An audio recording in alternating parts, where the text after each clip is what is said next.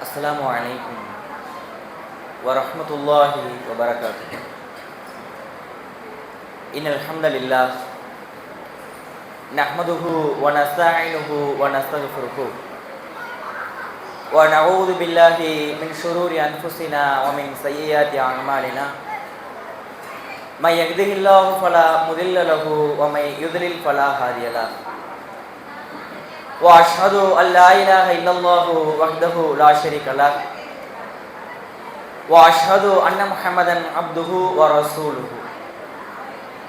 يا أيها الذين آمنوا اتقوا الله حق تقاته ولا تموتن إلا وأنتم مسلمون. கண்ணியத்திற்குரிய எல்லாம் அல்ல அல்லாஹுவின் நல்லடியார்களே, அல்லாஹுடைய பேரருளால் ரமலான் மாதத்தின் 29வது இரவில் நாம் அமர்ந்திருக்கிறோம். இந்த இரவுகளை பொறுத்தவரை நாம் இபாதத்துகளில் கழிக்க வேண்டும், இபாதத்துகளை அதிகமாக செய்ய வேண்டும் என்கிற நோக்கத்தோடு கலந்திருக்கிறோம். ஆனால் இங்கே பிரச்சனை என்ன தெரியுமா? இந்த இரவை விழித்திருக்க வேண்டும் என்கிற அடிப்படையில் ஒரு பெரிய நேரத்தை நாம் பயான்களுக்காகவும் கேள்வி பதில் நிகழ்ச்சிகளுக்காகவும் ஒதுக்கி வைத்து விடுகிறோம். சரியா இல்லையா? சரிதானே? சரியா இல்லையா? ஆனால் பேச்சு, பயான் மற்றும் கேள்வி பதில் நிகழ்ச்சி மட்டும் இபாதத்து அல்ல. இதுக்கு ஏன் லாட் ஆஃப் டைம் எடுத்திருக்கிறாங்க தெரியுமா? மக்களுக்கு நாம் இஸ்லாத்தை எடுத்து சொல்லலாம், அவர்களுக்கு நிறைய கேள்விகள் இருக்கும், அதை தெரிந்து கொள்வதற்காக ஒரு அமர்வை நம்ம ஏற்பாடு செய்யலாங்கிறதுக்காக தான் இந்த பயானும் கேள்வி பதிலுமே தவிர ஒற்றைப்படை இரவுகளில் ரசூலுல்லாஹ் எந்த பயானும் பண்ணலை, எந்த கேள்வி பதில் நிகழ்ச்சியெல்லாம் நடத்தலை. அவர்கள் செய்தது இபாதத். இபாதத்தால தான் இந்த இரவுகளை அலங்கரிக்கணும். நான் நம்புகிறேன், நாம் 20வது இரவுல பேசும்போது 5 ஒற்றைப்படை இரவுகள் வருகிறது. இந்த 5 ஒற்றைப்படை இரவுகள்லையும் நீங்கள் இப்படியெல்லாம் செட் பண்ணிக்கங்க அப்படின்னு ஒரு ஐடியாவையும் கொடுத்துட்டு போனோம். சரியா? அந்த ஐடியாவை 4 இரவுகள் கழிஞ்சிருச்சு. இது ஒன்று இன்னைக்கு தான் முதல் இரவு கிடையாது. முதல் இரவுனா இது, அதான் முதலாவது ஒற்றைப்படை இரவு இல்லை. 4 இரவுகள் கழிந்து விட்டது. 5வது ஒற்றைப்படை இரவுக்கு வந்தாச்சு. இந்த 4 ஒற்றைப்படை இரவுகளிலும் நீங்கள் அதை செய்திருப்பீர்கள் என்று நான் நம்புகிறேன். நான் நம்புறனோ இல்லையா, செஞ்சிருந்தீங்கன்னா அல்லாஹ்விட்ட கூலி, இல்லைன்னா விழித்திருந்திருக்கிறோம் என்று அர்த்தம். ஆனால் அமல்களால் இந்த இரவை நாம் நிரப்பவில்லை என்று பொருள். என்னப்பா ஒற்றைப்படையோட விழிச்சியா? விழிச்சேன். எவ்வளவு நேரம் விழித்தாய்? இரவு முழுவதும் விழித்தேன். இரவுங்கிறது எப்போ ஸ்டார்ட்? மகரிபில். இரவு எப்போ முடியுது? சுபுடைய பாங்குல. இந்த 10.5 மணி நேரங்களும் நான் விழித்திருக்கிறேன். ஆனால் இபாதத்துகளால் அலங்கரித்திருக்கிறேனா என்றால் இல்லை. இதான் ரிசல்ட். விழிச்சிருக்கிறதுனால அல்லாஹ் கூலி தர மாட்டான். அதை நீங்க இபாதத்துல கழிச்சிருக்கிறீங்களான்னு அர்த்தம். எவ்வளவோ இஸ்திக்ஃபார்கள், எவ்வளவோ தௌபாக்கள், எவ்வளவோ குர்ஆன் ஓதுறது, இன்னும் பல்வேறு அமல்கள். யார்கிட்டையாவது நீங்க போய் மன்னிப்பு கேட்கறதா இருந்தா கூட கேட்டிருக்கலாம். உங்களால பாதிப்படைஞ்ச யாருக்கிட்டையாவது, அல்லது உங்கள்கிட்ட யாராவது வந்து ஒற்றைப்படை இரவா இருக்கு, நான் உங்கள்கிட்ட ஒரு மன்னிப்பு கேட்க வேண்டிய பாக்கி ஒன்று இருக்கு, நான் அந்த நாள் அப்படி ஒரு சம்பவம் செஞ்சதுனால அது என் மேலதான் தவறு, என்னைய மன்னிச்சிருங்க அப்படின்னு யாராவது கேட்டிருந்தால் நீங்களும் மன்னிப்பதற்கு தயாராகவும் இருந்திருக்கலாம். மொத்தத்துல பயான்ல நம்ம நிறைய செய்திகளை இன்றைக்கு கேள்விப்படுகிறோம். நிறைய பயான்கள் கொட்டி கிடக்கிறது. ஆனால் அந்த பயான்களை கேட்டு நாம் அதன்படி நடக்கிறோமான்னா, நான் யதார்த்தமாக சொல்லுகிறேன், சென்ற ஆண்டை விட இந்த ஆண்டு தௌஹீது பேசுகிற மக்கள் மத்தியில் ஏதோ பயான் என்பது ஒரு ரிச்சுவல் செரிமனியாக இருக்கிறது. ஏதோ ஒரு சடங்கு, அவ்வளவுதான். ஒரு 1.25 மணி நேரம் பயான் பேசினா எவ்வளவு வேணாலும் பேசட்டும். கேட்குற நாங்க கேட்குற வரைக்கும் கேட்போம், இல்லைன்னா தூங்குவோம். ரைட், ஏதோ ஒன்று. இப்படித்தான் போய் கொண்டிருக்கிறதே தவிர அந்த பயானை கேட்டு அதை நம்ம பின்பற்றணுங்கிற அதீத ஆர்வம்லாம் இன்னைக்கு குறைஞ்சு போச்சு. நீங்க கொஞ்சம் வரலாறு புரட்டி பாருங்க. இங்கே ஏறக்குறைய 3 மணி நேரங்கள் இதற்காக ஒதுக்கப்பட்டிருக்கிறது. சொல்ல போனா தொழுகையை தவிர்த்து மீது எல்லா நேரமுமே அதுக்கு தான். 3 மணிக்கு சகர்னா அப்புறம் முடிஞ்சு போச்சு இரவே.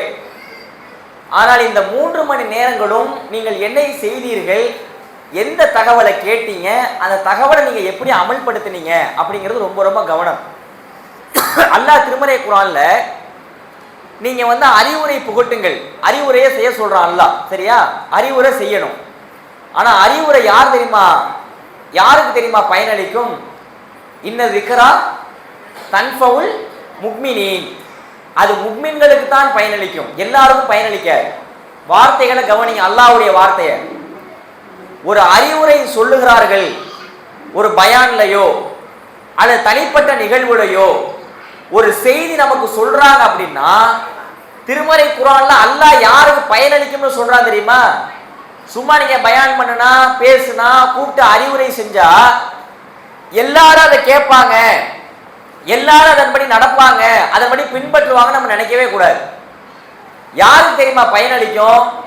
முக்மீன்களுக்குன்னு அல்லாஹ் நிறைய அடையாளங்களை குர்ஆன்ல சொல்லுவான். யார் தெரியுமா முக்மீன் அப்படின்னு நிறைய இடங்கள்ல அல்லாஹ் தவிர யாருக்கும் பயப்பட மாட்டாங்க, அவங்க அல்லாஹ்வையே சார்ந்திருப்பார்கள், ஏகப்பட்ட அடையாளங்கள்ல ஒரு அடையாளம் என்ன தெரியுமா? இன்ன திக்ரா தன்ஃபவுல் முக்மினீன், நீங்கள் அறிவுரை சொன்னால் அந்த அறிவுரை யாருக்கு பயனளிக்கிறதோ அவர்கள் முக்மீன்கள். சும்மா இந்த காதுல வாங்கி இந்த காதுல கேட்டுட்டு போனாங்கன்னு வச்சுக்கோங்க, என்ன அர்த்தம்? முக்மீன்கள் இல்லைன்னு அர்த்தம். அல்லாஹ் பாசிட்டிவா சொல்றான், கேட்டு பயனடைஞ்சா அவர்கள் முக்மீன்கள் என்கிறான். ஆனால் இன்றைக்கு நமக்கு இருக்கக்கூடிய சமூக வலைதளங்களினுடைய ஆதிக்கத்தினால் எங்கு பார்த்தாலும் பயான்கள் கொட்டி கிடக்கிறது. இப்ப நெட்டை ஆன் பண்ணினீங்கன்னா ஒரு 20 குரூப்ல ஒரு 100 பயான் விழுவும். ஃபேஸ்புக்ல போனீங்கன்னா ஒரு 10 ஐடியில 1000 பயான் கூட வரும். யார் கேட்கிறது, எப்ப கேட்கிறது, அதை நம்ம எப்ப வாழ்க்கையில கொண்டு வருது? அப்படியே சொன்னாலும் ஏதோ ஒரு நாள் செய்வோம், 2 நாள் செய்வோம், அதன் பிறகு அப்படியே அது நொடிச்சு போயிடும். எதனால இந்த பொடுபோக்கு அப்படிங்கிறதே நமக்கு பெரிய ஒரு கேள்விக்குறியாக இருக்கிறது. இப்ப 20 நாட்கள் நம்ம எவ்வளவோ இங்க பயான் பண்ணும்போது நிறைய திக்ருகள்லாம் சொல்லி கொடுத்தோம் இல்லையா? நிஜமா சொல்லுங்க, அந்த திக்ருகளை கடந்த 4 இரவுகள்ல நான் பேணுதலாக அந்த அத்தனை திக்ருகளையே நான் கொஞ்சம் ஒதுக்கி செஞ்சேன் அப்படின்னு யாராவது சொல்லுங்க. யாராவது சொல்லுங்கன்னு இல்லை, செஞ்சவங்க சொல்லுங்க. எந்த டைம்?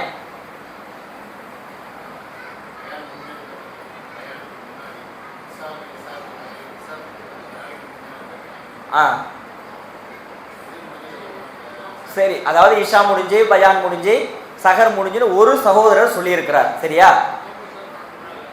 நோன்பு திறக்கிறதுக்கு முன்னாடியா? அதான் அது ஜென்ரலான துவா.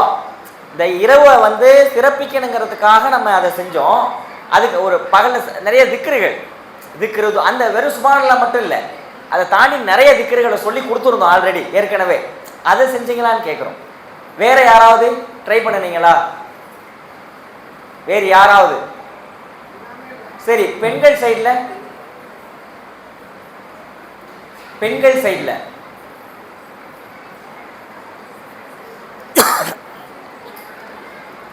ஏன்னா நீங்க செய்யறதுண்டா ஒன்று இஃப்தாரை முடிச்சுட்டு பள்ளிக்கு வரதுக்கு முன்னாடி ரிலாக்ஸா செஞ்சிருக்கணும். இல்லைன்னா இங்க பயானம் முடிச்சுட்டு கிடைக்கிற கேப்ல கொஞ்ச நேரம் செஞ்சிருக்கணும். சகரை செஞ்சு முடிச்சுட்டு வீட்டில் போய் செஞ்சிருக்கணும். இதை தானே அவர் எப்பவுமே நீங்க செஞ்சிருக்க முடியாது. அப்போ என்ன தெரியுமா கேள்விக்குறியாகுது? இரவை ஒற்றைப்படை இரவை பற்றியான விழிப்புணர்வை மக்களுக்கு கொண்டு போயாச்சு. ஒரு இரவு எவ்வளவு இரவுகளை விட சிறந்ததுன்னு கொண்டு போயாச்சு, எத்தனை வருடங்களை விட சிறந்ததுன்னு கொண்டு போயாச்சு. முழிக்கவும் வச்சாச்சு. முன்னாடி தூங்கிக்கிட்டு இருந்தோம், இப்போ விழிக்க கூட வச்சாச்சு. ஆனால் அமல்களால் இந்த இரவை ஃபுல்ஃபில் பண்ண வைக்க முடியுதான்னா முடியவே முடிய மாட்டேங்குது. தௌஹீது பேசுகிற மக்கள் மத்தியிலேயே சொல்லி கொடுத்து அடுத்த 10 நிமிஷத்துல செய்யுங்கனாக்க யாரும் செய்ய மாட்டோம், செய்யறதுக்கு தயாரா இல்லை.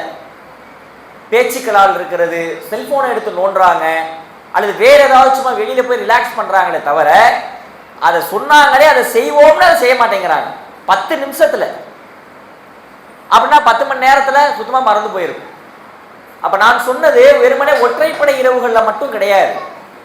அது டெய்லி லைஃப் டைமா உங்களுடைய ரொட்டீனா வச்சுக்கோங்க. டெய்லி நம்முடைய லைஃப்ல டெய்லி இந்த ரொட்டீன் இருக்கணும், இந்த திக்ருகள்லாம். அப்படின்னு இருந்தாதான் அது உங்களுக்கு பயனளிக்கக்கூடியதாக இருக்கும். அதனால இந்த ஒற்றைப்படை இரவுல ஏதோ வந்தோம் தொழுதோம் போனோன்னு இல்லாம எல்லாம் முடிஞ்சு போச்சு. இந்த ஒரு இரவு தான், ஒரு இரவு கூட இல்லை, இன்னும் 2 மணி நேரம் தான், அவ்வளவுதான். இந்த ரமலானே காலி. அடுத்த ரமலான் இன்னும் 2 நோன்பு பாக்கி இருக்கு, ஒரு நோன்பு 2 நோன்பு பாக்கி இருக்கிறது. அடுத்த ரமலான் யாருக்கு அமையவிருக்கிறதோ அவர்கள் தான் அடைய முடியும். ஒருவேளை இந்த ரமலான நமக்கு இறுதி ரமலான அல்லாஹ் விதியில எழுதியிருந்தான்னு வைங்க, இதுவே கடைசி ஒற்றைப்படை இரவு. அப்படித்தானே? நம்ம வாழ்நாளுக்கே இது கடைசி ஒற்றைப்படை இரவு. ஒருவேளை இதுதான் இவனுக்கு கடைசி ரமலான், அடுத்த ரமலான் இவனுக்கு இல்லை அப்படின்னு அல்லாஹ் விதியில எழுதியிருந்தால் இதுதான் கடைசி ஒற்றைப்படை இரவு. நாளைக்கு வைக்கிற நோன்பு கடைசி 29வது நோன்பு, நாளைக்கு பெற தெரியலன்னா வெள்ளிக்கிழமை வைக்கிற நோன்பு கடைசி 30வது நோன்பா இருக்கும். லைஃப்பை இப்படி நம்ம எடுத்துட்டு போகணும். சும்மாவா சொல்றோம் அல்லாஹ் அவள் தந்தூர் நப்சுமா கத்தமத்தில் எகது, நீங்க மறுமைக்காக என்ன செஞ்சு வச்சிருக்கிறீங்க, எதையெல்லாம் செஞ்சுக்கிட்டு இருக்கிறீங்கன்னு உனக்கு நீயே செக் பண்ணி பாருங்கிறான் அல்லாஹ். யார் செக் பண்றோம்? பொருளாதார ரீதியா செக் பண்ணுவோம். என்ன செக் பண்ணுவோம்? தம்பி 40 வயசு ஆயிருச்சு, குழந்தைகள் ஆயிருச்சு, பேங்க்ல என்ன டெபாசிட் வச்சிருக்க, ஒரு சொந்த வீடு கட்டியாச்சா இல்லையா, இன்னொரு ஓடி ஆடி எவ்வளோ நாள் உன்னால் உழைக்க முடியும், பிறகு உன் புள்ள பெருசாகி அவனை படிக்க வச்சு அவனுக்கு ஒரு கல்யாணம் பண்ணணும்னு உலக ரீதியாக நிறைய கணக்குகள் இருக்கிறது. 25 வயசு கல்யாணம் பண்ணு, அப்போதான் இந்த வயசுல குழந்தை பிறக்கும், அப்போதான் உன்னால் ஓடி ஆடி அந்த பிள்ளைய காப்பாற்ற முடியும், அது போச்சுனாக்க முடிஞ்சு போச்சு, உன்னால் நடக்க முடியுமா ஓட முடியுமான்னு ஆயிரம் கணக்குகள் இருக்கிறது உலகியல் ரீதியாக. இன்னும் இவ்வளோ சம்பாதிக்கணும், நகை விலையை பாரு, இன்னும் அந்த நகையை எப்போ வாங்குறது, வச்சிருக்கிற நகையை எப்படி மீட்கிறது, ஆயிரம் கணக்கு இருக்குல்ல. யாராவது ஒரு ஆள் நம்ம வயசை வச்சு நாம செஞ்ச அமல்களை என்னைக்காவது கணக்கு போட்டிருக்கோமா? ரமலான் முடிஞ்சிச்சுன்னா எத்தனை பேருக்கு சுபுக அவுட்டுன்னு தெரியாது. ரமலான் முடிஞ்சிச்சுன்னு வச்சுக்கோங்களேன், எத்தனை பேரும் சுபுவுக்கு வரங்கிறதே தெரியாது. ஓடிக்கொண்டே இருக்கிறது வாழ்க்கை, லைஃப். பொதுவா இளைஞர்கள் இப்போ நான் சின்ன பிள்ளையா இருந்தப்பெல்லாம் ஒரு கண்கொள்ளா காட்சியா இருக்கும், பள்ளிவாசல்களில் இளைஞர்கள் அதிகமாக இருக்கிறது. இன்னைக்கு அதுவும் மிஸ்ஸிங். ஏதோ ஃபர்ஸ்ட் 2-3 நோம்புக்கு இருக்கிறது, அவங்க பாட்டுக்கு என்ன பண்றாங்க, இளைஞர்கள் நிறைய செல்போன் எடுத்துட்டு போயிடுறாங்க, இன்ஸ்டாவை எடுத்துட்டு நோண்டிட்டு உட்காந்துருக்கான், தொழுவ மட்டும் மாட்டேங்கிறான். ஒரு ட்ரிக் வச்சிருக்காங்க, கிராத் பெரிய கிராத்தா ஓதுறாங்கல்ல இளைஞர்களே. சின்ன பிள்ளைங்க நம்ம விளையாட்டுக்கு செய்வாங்க, அது வேற. இளைஞர்களே என்ன பண்றாங்க தெரியுமா, ஒரு 10 நிமிஷம் ஓதுவாரு, 10 நிமிஷம் இது பண்ணிட்டு அல்லாஹ் ருக்குக்கு போறாருல, ருக்குல சேர்ந்தா ரக்காத்து கிடைச்சா ருக்குல குடுக்குன்னு ஓடியாந்து ருக்குல சேர்றது.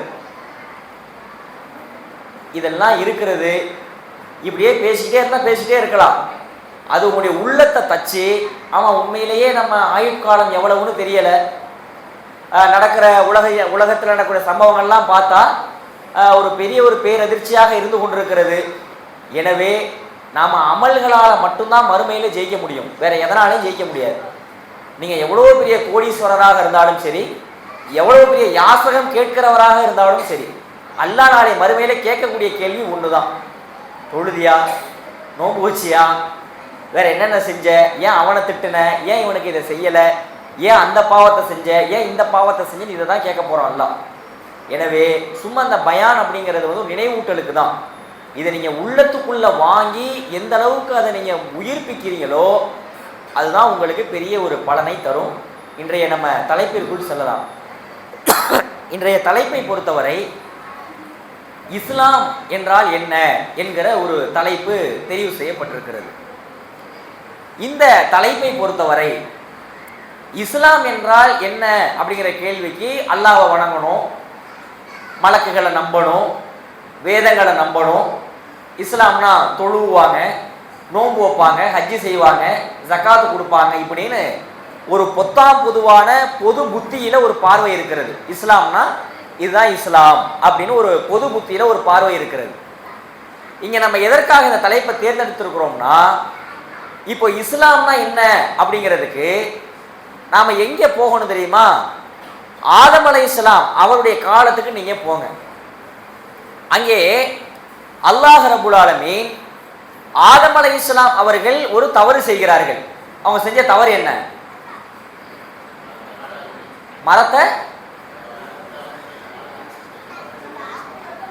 மரத்துல இருக்கிற கனியை அல்லாஹ் தடை பண்ணுனா அதை சாப்பிட்டாங்க. இதை சாப்பிட்டதுக்கு பிறகு அல்லாஹ்வே சில வார்த்தைகளை ஆதம் அலைஹிஸ்ஸலாம் அவர்களுக்கு சொல்லி கொடுக்கிறார். நான் சொன்ன உடனே மீறிட்டீங்க, தப்பு பண்ணிட்டீங்க, நானே சில வார்த்தைகளை சொல்லி கொடுக்குறேன், அதை வச்சு நீங்க பாவ மன்னிப்பு கேளுங்க அப்படின்னு அல்லாஹ்வே சொல்லி கொடுத்தான். சரியா? பதாப கலிமாத்தின் அப்படின்னு சொல்லிட்டு அல்லாஹ்வே என்ன பண்றான், அந்த வார்த்தைகளை சொல்லி கொடுத்தான். அந்த வார்த்தைகள் என்ன அப்படின்னா, அதை ஆதம் அலைஹிஸ்ஸலாம் அவங்க கேட்டாங்க. அல்லாஹ் ரப்பல் ஆலமீன் அவர்களை மன்னித்தான்.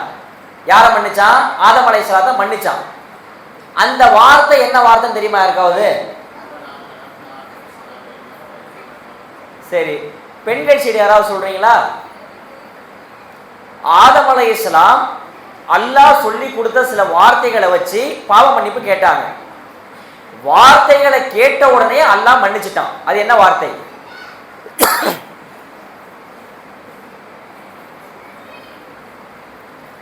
நான் இப்ப சொன்னேன்ல, 4 ஒற்றைப்படை இரவு போயிருச்சுண்டு.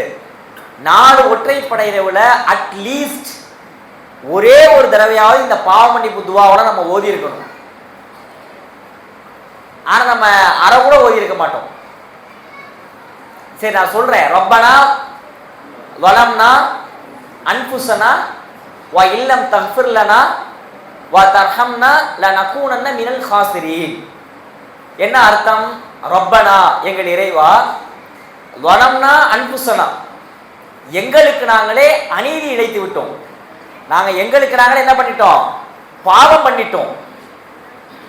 வ இல்லம் தக்ஃபிர் லனா வ தர்ஹம்னா நீ எங்களை மன்னிக்கவில்லை என்றால், வ தர்ஹம்னா நீ எங்களுக்கு அருள் புரியவில்லை என்றால், ல நகூனன்ன மினல் காசிரீன் நாங்கள் நஷ்டமடைந்த மக்களாக மாறிவிடுவோம்.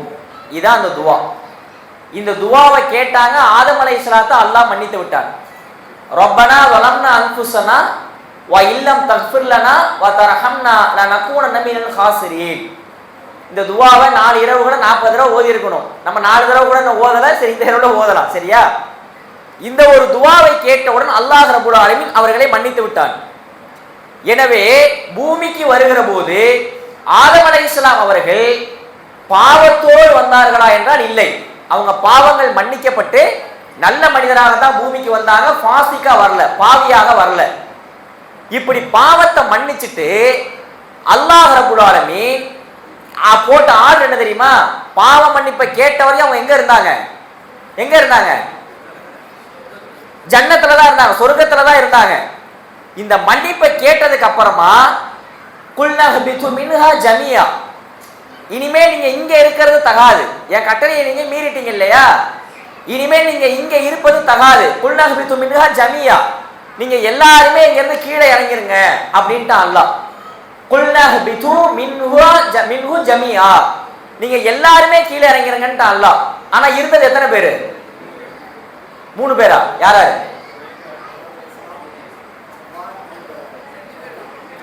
ஷைத்தான் தான் தூக்கி எறிஞ்சாச்ச முன்னாடியே.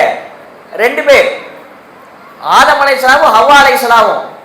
2 பேரை இறக்கிறதுக்கு நீங்கள் 20 கீழே இறங்கி விடுங்கள் ஒரு வார்த்தை இருக்குது அரபில. தமிழ்ல தான் சிங்குலர் புளூரல், ஒருமை பன்மைன்னு இருக்கும். அரபில ஒருமை இருமை பன்மை, இருமை இடையில இருக்கிறது. நீங்க 2 பேர் கீழே இறங்கிறீங்கன்னு சொல்லாம குல்னஹ்பிது மின்ஹா ஜமியா, எல்லாரும் கீழே போங்கன்ட்டு அல்லாஹ். அந்த எல்லாரும் தான் யாரு? வேற யாரும் இல்ல, நம்ம தான். சரியா? நம்ம அங்க இல்ல. ஆதம் அலைஹிஸ்ஸலாம் முதுகு தண்ணி தான் நம்ம எல்லாரும் வந்தோம். இலக்கிய நயமா அல்லாஹ் பயன்படுத்தின வார்த்தை, இலக்கிய நயமா அல்லாஹ் பயன்படுத்தின வார்த்தை. சரியா? ஒரு மனைவி கன்சீவா இருக்காங்கன்னு வச்சுங்களேன், ரைட்டு 2 பேரும் நல்லபடியா போயிட்டு வாங்க அப்படின்னு சொல்றாரு. 2 பேரா? நான் ஒரு ஆள் தானே இருக்கேன் அப்படின்னா இந்த வயிற்றுக்குள்ள ஒருத்தர் இருக்கான்ல அவனுக்கும் அவர் இலக்கிய நயமா இருக்குல்ல. அந்த மாதிரி எல்லாரும் கீழே போங்கன்ட்டு அல்லாஹ். கீழே போங்கன்னு ஆர்டர் போட்டான்ல, போட்டவுடன் அல்லாஹ் சொன்ன முதல் அட்வைஸ், இந்த மனித உலகிற்கு அல்லாஹ் கிட்ட முதல் அறிவுரை என்ன தெரியுமா? ஃபஇம்மா யக்தியன்னகும் மின்னி ஹுதன் ஃபமன் தபிய ஹுதாய ஃபலா ஹவுஃபுன் அலைஹிம் வலா ஹும் யஹ்ஸனூன். சூரா பக்ரால 36வது வசனம். ஒட்டுமொத்த மனித குலத்திற்கும், ஏதோ ரசூலுல்லாஹ்வுடைய உம்மத்திற்கு மட்டுமல்ல, அல்லது இதற்கு முன்பு வாழ்ந்த வேற ஏதோ சமூகத்திற்கு மட்டுமல்ல, இந்த பூமியில கியாமத் நாள் வரைக்கும் யாரெல்லாம் பிறக்க போகிறார்களோ அவர்கள் அத்தனை பேரையும் உள்ளடக்கிய ஒட்டுமொத்த மனித குலத்திற்கும் அல்லாஹ் இட்ட முதல் அறிவுரை மனசுல ஆழ பதிய வைங்க. ஃபஇம்மா யக்தியன்னக்கும் மின்னி ஹுதன், நீங்க கீழே எல்லாரும் போங்க, உங்களுக்கு என்னிடமிருந்து நேர்வழி வரும். ஃபமன் தபிய ஹுதாய ஃபலா ஹவுஃபுன் அலைஹிம் வலா ஹும் யஹ்ஸனூன், என்னோட அந்த நேர்வழியை யார் பின்பற்றுகிறீர்களோ அவர்கள் பயப்பட தேவையில்லை, அவர்கள் கவலைப்பட தேவையில்லை என்று அல்லாஹ் ரப்பல் ஆலமீன் சொல்லிவிட்டார். பயம் கவலை ரெண்டுமே மறுமை குறித்து சொன்னது. மறுமையில உங்களுக்கு கவலை இருக்காது, மறுமையில உங்களுக்கு பயம் இருக்காது. நேர்வழினா அது ஏன் கிட்ட இருந்தா உங்களுக்கு வரும். இதான் அல்லாஹ் சொன்ன முதலாவது அறிவுரை. அப்ப இந்த உலகத்துல இஸ்லாத்தின் பெயரால் நாம எதை செய்வதாக இருந்தாலும், இஸ்லாம்ங்கிறது நேர்வழி தானே, அது யாருக்கா டவுட் இருக்கிறதா? இஸ்லாம்ங்கிறது நேர்வழி. அந்த நேர்வழியில எங்க இருந்து அந்த நேர்வழி எடுக்கணும்னா, முஸ்லிம்கள் எதையெல்லாம் செய்கிறார்களோ அதெல்லாம் நேர்வழியான நேர்வழி கிடையாது. முஸ்லிம்கள் அவங்க இஷ்டத்துக்கு இஸ்லாத்தின் பெயரால எதையாவது செஞ்சாங்கன்னா அது நேர்வழி கிடையாது. இல்ல இல்ல எங்க மூதாதையர்கள் செஞ்சாங்க, எங்க பாட்டிமார்கள் செஞ்சாங்க, நாங்க ஒரு 50 வருஷமா நாங்க இதை பண்ணிக்கிட்டு தான் வரோம், இப்ப எப்படி நீங்க நிறுத்த சொல்றீங்க, எப்படி நாங்க நிறுத்துறது, இதெல்லாம் காலகாலமா செஞ்சுக்கிட்டு வர்றது, இதெல்லாம் இஸ்லாம் கிடையாது. இஸ்லாம்னா என்ன தெரியுமா? அல்லாஹ் என்ன சொன்னாங்க? ஃபஇம்மா யக்தியன்னக்கும் மின்னி ஹுதன், நேர்வழிங்கிறது ஏன்கிட்ட இருந்து வந்தாதான் நேர்வழி, நீங்களாக செய்தால் நேர்வழி அல்ல, வேறு யாராவது சொல்லி கொடுத்து செய்தால் அது நேர்வழி அல்ல. எனவே இந்த இடத்துல நேர்வழி என்றால் அது அல்லாஹ்விடமிருந்து வந்திருக்க வேண்டும்.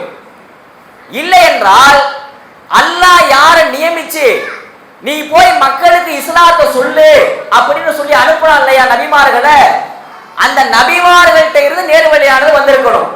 இந்த ரெண்டையும் தாண்டி வேற யாருக்கிட்ட இருந்து வந்தாலும் அது நேர்வழி அல்ல, அசத்திய வழிதான். ரெண்டே தான், நேர்வழி எது அசத்திய வழி எது அப்படின்னா, நேர்வழினா அல்லாஹ்ட்ட இருந்து வந்திருக்கணும். அதுக்கு என்ன ஆதாரம்? இம்மா யக்தியன்னக்கும் மின்னி ஹுதன், நேர்வழிங்கிறது என்கிட்ட இருந்து வரணும். அல்லாஹ்ட்ட இருந்து வரதுன்னா என்ன அர்த்தம்? ஒண்ணு அல்லாஹ்விடம் இருந்து வந்திருக்கணும், அப்படி இல்லைன்னா அல்லாஹ் யாரை தூதராக தேர்ந்தெடுத்திருக்கிறானோ அந்த தூதர்களிடமிருந்து வந்திருக்க வேண்டும். இப்ப இந்த நேர்வழியை மக்கள் கலங்கப்படுத்துவாங்களா அப்படின்னா, கலங்கப்படுத்துவாங்களா கலங்கப்படுத்த மாட்டாங்களா? சும்மா சொல்லுங்க. பெண்கள் சைடு கொஞ்சம் பேச்ச குறைங்கம்மா. நீங்க யாராவது ஒரு ஆள் பேசுவீங்க, ஒட்டுமொத்தமா கொலாப்ஸ் பண்ணிட்டு போயிருவீங்க. பெண்கள் அமைதியா இருந்தா, உங்களுக்கு தான் பேசுறோம், பயானுக்குன்னு வந்தாச்சு, பெண்கள் கொஞ்சம் அமைதியா கேளுங்க, சரியா? இந்த அல்லாஹ் கொடுத்த நேர்வழிய மனிதர்கள் கலங்கப்படுத்துவார்களா கலங்கப்படுத்த மாட்டார்களா? கலங்கப்படுத்துவார். அதுக்கு என்ன தெரியுமா ஆதாரம்? இப்ப குர்ஆன்ல அல்லாஹ் இவ்வளவு நபிமார்கள் அல்லாஹ் சொல்லி இருக்கிறான்ல, ஆதம் அலைஹிஸ்ஸலாம் அவங்க எந்த கொள்கையை சொன்னாங்களோ அதே கொள்கையை தான் நூஹ் நபி சொன்னாங்க, லா இலாஹ இல்லல்லாஹ் ஆனா ரசூலுல்லாஹ், நான் அல்லாஹ்வுடைய தூதர், வணக்கத்திற்குரியவன் அல்லாஹ்வை தவிர யாரும் கிடையாது, நான் அல்லாஹ்வுடைய தூதர். சரி, நூஹ் இப்படி சொல்லிட்டு போயிட்டாரு. அடுத்து வந்த இத்ரீஸ் என்ன சொன்னார் அப்படின்னா, லா இலாஹ இல்லல்லாஹ் இன்னி ரசூலுக்கு நான் அமீன், நான் நம்பிக்கைக்குரிய ஒரு தூதர் அப்படின்னு அவர் தான் சொன்னார், இன்னி ரசூல் அமீன். சரி, அடுத்து வேற யாருப்பா? இஸ்ஹாக் அலைஹிஸ்ஸலாம், ஈசா அலைஹிஸ்ஸலாம், இப்ராஹிம் அலைஹிஸ்ஸலாம், எல்லாம் அதே தான் சொன்னாங்க. அப்படின்னா என்ன அர்த்தம் தெரியுமா? ஆதம் அலைஹிஸ்ஸலாம் கொண்டு வந்த லா இலாஹ இல்லல்லாஹ்வை நூஹ் அலைஹிஸ்ஸலாம் பிரச்சாரம் பண்ணப்ப என்ன தெரியுமா சொன்னாங்க? என்னப்பா லா இலாஹ இல்லல்லாஹ்னு ஆதம் அலைஹிஸ்ஸலாம் சொல்லி கொடுத்தாங்க, அதேதான் இப்ப நானும் சொல்றேன், பரவாயில்லையா அந்த கொள்கையை அப்படியே வச்சிருக்கிறீங்களே அப்படின்னு சொன்னாங்க நூஹ் நபி. என்ன சொன்னாங்க நூஹ் நபி? அந்த நூஹ் நபிட்ட தான் போய் கேட்கணும், அப்படிதானே? நூஹ் நபி என்ன சொன்னாங்கன்னா நூஹ் நபிட்ட தான் போய் கேட்கணும். என்ன சொன்னாங்க நூஹ் நபி? 950 ஆண்டுகள் பிரச்சாரம் பண்ணாங்க. பிரச்சாரம் பண்ணப்ப அந்த சமூகத்துல அல்லாஹ் மட்டும் வணங்கிட்டு இருந்தாங்க. சொல்லுங்க, அல்லாஹ் மட்டும் வணங்கிட்டு இருந்தாங்க, வேற எதை வணங்கினாங்க? சிலைகளை. சிலைகள் பேரு வத்து, சுவா, லாத், உஸா. இங்க அரபுகள் வத்து சுவா, யகூசு, யவுக்கு, நசுரு. நான் பேசுறது இது வந்து அரபிங்க, தெலுங்கு கிடையாது சரியா. வத்து, சுவா, யகூசு, யவுக்கு, நசுரு, இந்த 5 தெய்வங்களை வணங்கினாங்க. இப்ப என்ன கேள்வி தெரியுமா? ஆதம் நபி வந்து அல்லாஹ் தானே வணங்கணும்னு சொன்னாங்கல்ல, ஒழுங்கா மக்கள் வணங்கிட்டே வந்திருக்க வேண்டியதானே. 10 தலைமுறைக்கு அப்புறம் பார்த்தா என்ன வணங்க ஆரம்பிச்சுட்டாங்க? சிலைகளை வணங்க ஆரம்பிச்சுட்டாங்க. அப்ப அல்லாஹ் என்ன பண்ணுனா, சிலைகளை வணங்க ஆரம்பிச்சுட்டாங்க. அப்ப இந்த மக்களை நம்ம திருப்பி நேர்வழி பண்ணணும். நேர்வழி என்கிட்ட தான் இருந்து வரணும்னு நான் அப்பவே அறிவுரை சொல்லிட்டேன். அப்ப அது என்னோட பொறுப்புன்னு, இந்த நீ போ அப்படின்னா அடுத்த நூகு நபி அல்லாஹ் இறை தூதரா அனுப்பிச்சு விட்டான். நூகு நபி வந்தாங்க, பிரச்சாரம் பண்ணினாங்க, மற்ற மக்களை அடிச்சுட்டு எல்லாத்தையும் முஸ்லீம் ஆகிட்டு தான் போனாங்க. நூகு நபிக்கு அப்புறமா வந்தாங்கல்ல நபிமார்கள் நிறைய பேர், இத்ரீஸா இருக்கட்டும், இப்ராஹிமா இருக்கட்டும். ஏன் இப்ராஹிம் அலைஹிஸ்ஸலாம் எடுத்துக்கோமே, நூகு நபி ஃபில்டர் பண்ணி கொடுத்துட்டு போனாங்கல்ல, ஃபில்டர் பண்ணாங்களா இல்லையா? வெள்ளத்தாடு ஃபில்டர் பண்ணாங்க இல்லையா? யாரெல்லாம் காஃபிர்களாக இருக்கிறார்களோ அவர்களை ஃபுல்லாக அழிச்சு முடியாதுன்னு எல்லாத்தையும் அழிக்க விட்டுட்டு முஸ்லீம்களை மட்டும்தான் விட்டுட்டு போனாங்க நூகு நபி. பிறகு ரொம்ப காலம் கழிச்சு இப்ராஹிம் நபி வந்தாங்கல்ல, அப்ப வெறும் முஸ்லீம்கள் மட்டும்தானே இருந்திருக்கணும்.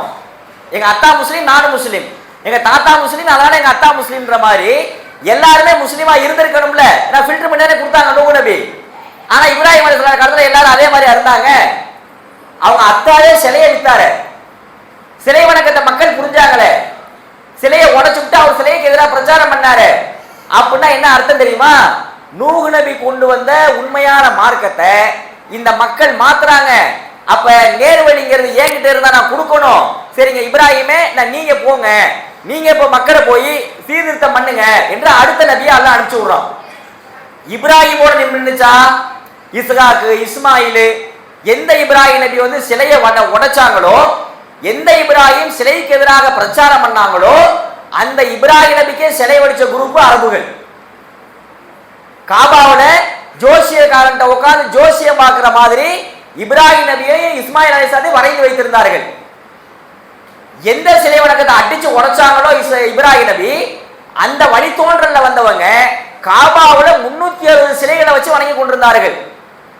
லாத்து, உஸ்ஸா, மனாத்து, ஹுபல், ஏராளமான சிலைகளை வைத்து வணங்கி கொண்டிருந்தார்கள். அப்ப நமக்கு என்ன ஒரு சைக்காலஜி என்ன தெரியுமா புரியுது? அல்லாஹ் ஒரு நபியை அனுப்பி இதுதான்ப்பா நேர்வழி, இதுதான் இஸ்லாமு அப்படின்னு ஒன்னு சொல்லி நபியை அனுப்பி பண்றான்ல, அந்த நபியுடைய மரணத்திற்கு பிறகு நபி சொன்ன கொள்கை அப்படியே இருக்குமான்னா இருக்குமா இருக்காதா? இருக்காது. ஏன்னா மனுஷன் அப்படித்தான் மாத்தி கொண்டு போயிடுவான். அப்ப அல்லாஹ் என்ன பண்ணுவான்? என்னடா மாத்தி விட்டான், சரி இவனை திருப்பி நேர்வழி கொண்டு வரணுமே, அடுத்த நபியை அல்லாஹ் அனுப்புவான். ஒரே சமயத்துல ஒரே நேரத்துல 3 நபிமார்களை தான் அல்லாஹ் அனுப்பியிருந்தான். 3 பேரை கொலை பண்ணாங்க மக்கள். 3 நபிமார்களை ஒரே சமுதாயத்துக்கு அல்லாஹ் அனுப்புனான். பக்கத்து பக்கத்து ஊர்களுக்கு அனுப்புனான். இப்ராஹிம் நபி இந்த ஊரு, அவங்க மனைவிக்கு புள்ள பிறந்ததுன்னு மலக்கு சொல்ல வராரு. அவர் அதை சொல்லிட்டு நாங்க பக்கத்துல தான் இங்க தான் போறோம். ஏன் அங்க போறீங்க? லூத்து சமுதாயம் இருக்கிறா, அவங்க போய் கொஞ்சம் கவனிக்க வேண்டியிருக்குன்னு பக்கத்து ஊரை தான் சொன்னாங்க. பக்கத்து ஊர்ல 2 நபி, முக்கியமான நபி. அப்படியானால் நபிமார்கள் கொண்டு வந்திருக்கிற அல்லாஹ்வுடைய நேர்வழி என்பது ஒரே மாதிரி இருக்காது இருக்காது இருக்காது. அதை எப்ப ரொம்ப கலங்கமாயிருச்சோ, எப்போ ரொம்ப பொலியூட் ஆயிருச்சோ, அதை வந்து திருத்தணுங்கிறதுக்காக அல்லாஹ் அடுத்து ஒரு நபியை அனுப்பி அடுத்து ஒரு வேதத்தை கொடுத்து இந்த மாதிரி என்ன பண்ணுவான், ஒரு செட்டப்பை பண்ணி கொண்டே இருப்பான். ஏன்? நேர்வழிங்கிறது அவன்கிட்ட இருந்து வரணும். அப்படித்தானே? இதெல்லாம் மற்ற நபிமார்களுக்கு. சரி, இப்ப ரசூலுல்லாஹ் நம்ம நபிக்கு வருவோம். ரசூலுல்லாஹி ஸல்லல்லாஹு அலைஹி வஸல்லம் அவர்கள் இஸ்லாத்தை சொல்லி எத்தனை வருஷம் ஆகுது? இப்ப நம்ம ஹிஜ்ரி எத்தனைல இருக்கிறோம்? 1447. அப்படின்னா ரசூலுல்லாஹ் இஸ்லாத்தை சொல்லி எத்தனை வருஷம்? சீக்கிரம் கணக்கு போட்டு சொல்லுங்க. டக்குன்னு கணக்கு போடுங்க. 1460. ஏன்னா மக்காவோட 13 வருஷம் ஹிஜ்ரத்து வந்தாங்க இல்லையா, அதுல தானே நம்ம கணக்கு போடுறோம். அப்ப இது ஒரு 1447 பிளஸ் ஒரு 13 எவ்வளவு? 1460. 1460 வருஷம் ஆச்சு ரசூலுல்லாஹ் நமக்கு இந்த இதை சொல்ல ஆரம்பிச்சு. ஒரு 23 வருஷம் சொன்னாங்க, சரியா? அப்ப 60 இருந்து ஒரு 23 கழிச்சா சீக்கிரம் சொல்லுங்கம்மா யாராவது. 37ஆ? 1437 வருஷம் முடிஞ்சு போச்சு. எதுல? இந்த இஸ்லாத்தை சொல்லி நல்லா கவனிங்க. 1437 ஆண்டுகள் முடிஞ்சிருச்சு. இந்த 1437 வருஷத்துல நாம முந்தைய சமுதாயம் மாதிரி எதையாவது கலங்கப்படுத்தி இருக்கிறோமா, இல்ல ரசூலுல்லாஹ் கொண்டு வந்த அந்த நேர்வழி அப்படியே தூய்மையான இஸ்லாமாக நம்ம இடத்துல இருக்குதா? ரெண்டே கேள்விதான். 1437 ஆண்டுகளாக இந்த இஸ்லாம் ரசூலுல்லாஹ் கொண்டு வந்த மாதிரி அப்படியே இருக்கிறதா, இல்லை நாம கலங்கப்படுத்தி இருக்கிறோமா? சொல்லுங்க. கலங்கப்படுத்தியாச்சு, கலங்கப்படுத்தியாச்சு. அப்ப முன்னாடி அடுத்த நபி அல்லாஹ் அனுப்புவான். இப்ப ரசூலுல்லாஹ் ஹாத்தமன் நபி, நபிமார்களுடைய முத்திரை. இதுக்கு பிறகு எந்த நபியும் வரப்போறது இல்லை. அப்படின்னா அந்த பணியை யார் இப்ப செய்யறது? யாரு அந்த பணியை யார் செய்யணும்? நம்ம எல்லாரும் செய்யணும். நேர்வழிங்கிறது அல்லாஹ் இருந்து வந்திருக்கணும்பா. இல்லைன்னா அல்லாஹ் யார ரெப்ரசன்டேட்டிவா அனுப்புனானோ நபியா, அவரிடமிருந்து வந்திருக்கணும். அதை தாண்டி வேற யார்கிட்ட இருந்து நம்ம நேர்வழியை எடுத்துக்கொள்ள கூடாது அப்படின்னு எடுத்திருக்கணும்ல. ஆனா சமுதாயம் அப்படி எடுக்காம கால போக்கில் என்ன தெரியுமா பண்ணிருச்சு? யாரெல்லாம் ஒரு ஆய்வு பண்ணி ஒரு கருத்தை சொன்னாங்களோ அந்த கருத்தை மார்க்கமாகி விட்டது. யாரெல்லாம் முந்தைய மூட நம்பிக்கைகளாக வேற மதங்கள்ல சொன்னாங்களோ அதை இஸ்லாத்தின் பெயராக செய்ய ஆரம்பிச்சுட்டாங்க. யாரெல்லாம் இஸ்லாத்துல இல்லாம இருக்குதோ அதையெல்லாம் இஸ்லாம்னு நினைச்சு செய்ய ஆரம்பிச்சுட்டாங்க. முஸ்லீம்ங்கிற பேர்ல எவனையா யாராவது ஒண்ணு சொன்னா அதை இஸ்லாம்னு செய்ய ஆரம்பிச்சுட்டாங்க. அப்ப இதை நம்ம களையணுமா வேணாமா? களையணும்ல. அதுதான் இஸ்லாம். அதான் இன்றைய தேவை. இஸ்லாம்ங்கிறது ஒண்ணு அல்லாஹ் சொல்லி இருக்கணும், இல்லைன்னா அல்லாஹ்வுடைய தூதர் சொல்லி இருக்கணும். அல்லாஹ்வுடைய தூதர் அவர்கள் ஹஜ்ஜத்துல் விதாவுல இருக்கிறாங்க. இறுதி ஹஜ். இறுதி ஹஜ் நடைபெற்ற ஆண்டு என்ன? சும்மா கேள்வி கேட்போம். இறுதி ஹஜ் நடைபெற்ற ஆண்டு என்ன? நீங்க கிரிகோரியன் எல்லாம் சொல்ல வேணாம், ஹதீஸ்ல உள்ளதின்படி என்னன்னு சொல்லுங்க. இறுதி ஹஜ் நடைபெற்ற ஆண்டு எது? ஹிஜ்ரி 10. ஹிஜ்ரி 10. சரியா? இதெல்லாம் தெரிஞ்சுக்கங்க. ஹிஜ்ரி 10ல தான் ஹஜ்ஜத்துல் விதா, விடை பெறக்கூடிய ஹஜ் நடந்துச்சு. அப்ப அல்லாஹ் ஒரு வசனத்தை இறக்குனான். அல் யௌம அக்மல்து லக்கும் தீனக்கும் அத்மம்து அலைக்கும் வ நிஅமதி வ ரலீது லக்குமுல் இஸ்லாம தீனா. அது அண்ணா எழுதுமா சொன்னா, இறுதி ஹஜ்ஜில இன்றைய தினம் உங்களுக்கு உங்களுடைய மார்க்கத்தை நான் முழுமைப்படுத்தி விட்டேன். அல் யௌம அக்மல்து லக்கும் தீனக்கும் வ அத்மம்து அலைக்கும் நிஅமதி வ ரலீது லக்குமுல் இஸ்லாம தீனா. இஸ்லாம்ங்கிற அந்த பரிபூரணத்தை உங்களுக்கு நான் முழுமையடைய செஞ்சுட்டேன் அப்படின்ட்டு அல்லாஹ். அப்படின்னா இஸ்லாம் பூர்த்தி ஆயிருச்சுன்னு அர்த்தம். பூர்த்தியானது இஸ்லாத்துக்குள்ள வேற யாரோட கருத்துக்களையாவது கொண்டு வந்து போடலாமான்னா முடியாது. ரபியுல் அவல் மாசத்துல ஏதாவது நம்ம அமல்கள் செய்யலாம், நேர்வழியில இருக்குதா, குர்ஆன்ல இருக்குதா, ஹதீஸ்ல இருக்குதா? இல்ல. ஆனாலும் அல்லாஹ் இந்த மார்க்கத்தை பூர்த்தி ஆக்கல. அதனால நம்ம ரபியுல் அவல்ல எதையாவது செய்யலாம்னு அதுல போட முடியுமா? முடியாது. ரமலான் மாசத்துல அல்லாஹ்வுடைய தூதர் சொன்ன அமல்களை தாண்டி வேற ஏதாவது இருக்குதா? நம்மளா ஏதாவது செய்யலாங்க, ஏன்னா மார்க்கம் பூர்த்தி ஆகல. அப்ப நம்மளா ஏதாவது கொட்ட முடியுமா? அதுல முடியாது.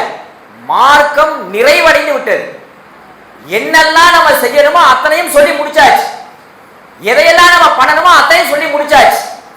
இதன் பிறகு இதுல இருந்து யாராவது வழி தவறினால் அதுக்கு நம்ம கேட்கிற ஒரே ஒரு கேள்வி என்ன தெரியுமா? என்ன கேள்வி? நீங்கள் செய்யக்கூடிய இந்த அமலுக்கு, நீங்கள் செய்யக்கூடிய இந்த சட்டத்திற்கு, நீங்கள் செய்யக்கூடிய இந்த செயலுக்கு குர்ஆனிலிருந்து ஆதாரத்தை கொடுங்கள், அல்லது ரசூலுல்லாஹ் சொன்ன ஹதீஸ்ல இருந்து ஆதாரத்தை கொடுங்கள். அதானே? இந்த ரெண்டு தானே. நேர்வழிங்கிறது ரெண்டு மட்டும்தான். குர்ஆனுங்கிறது அல்லாஹ் சொன்னது, ஃபஇம்மா யக்தியன்னக்கும் மின்னி ஹுதன். ஹதீஸ்ங்கிறது அதே ஃபஇம்மா யக்தியன்னக்கும் மின்னி ஹுதன் தான் தூதரால தேர்ந்தெடுக்கப்பட்டு அவர்கள் சொன்னது. இந்த ரெண்டை தாண்டி வேற எதுவுமே மார்க்கம் கிடையாது இன்னைக்கு. அதானே? கியாமத் வரைக்கும் அதுதான். இப்ப என்ன பிரச்சனை தெரியுமா? ரசூலுல்லாஹி ஸல்லல்லாஹு அலைஹி வஸல்லம் மரணிக்கிறார்கள்.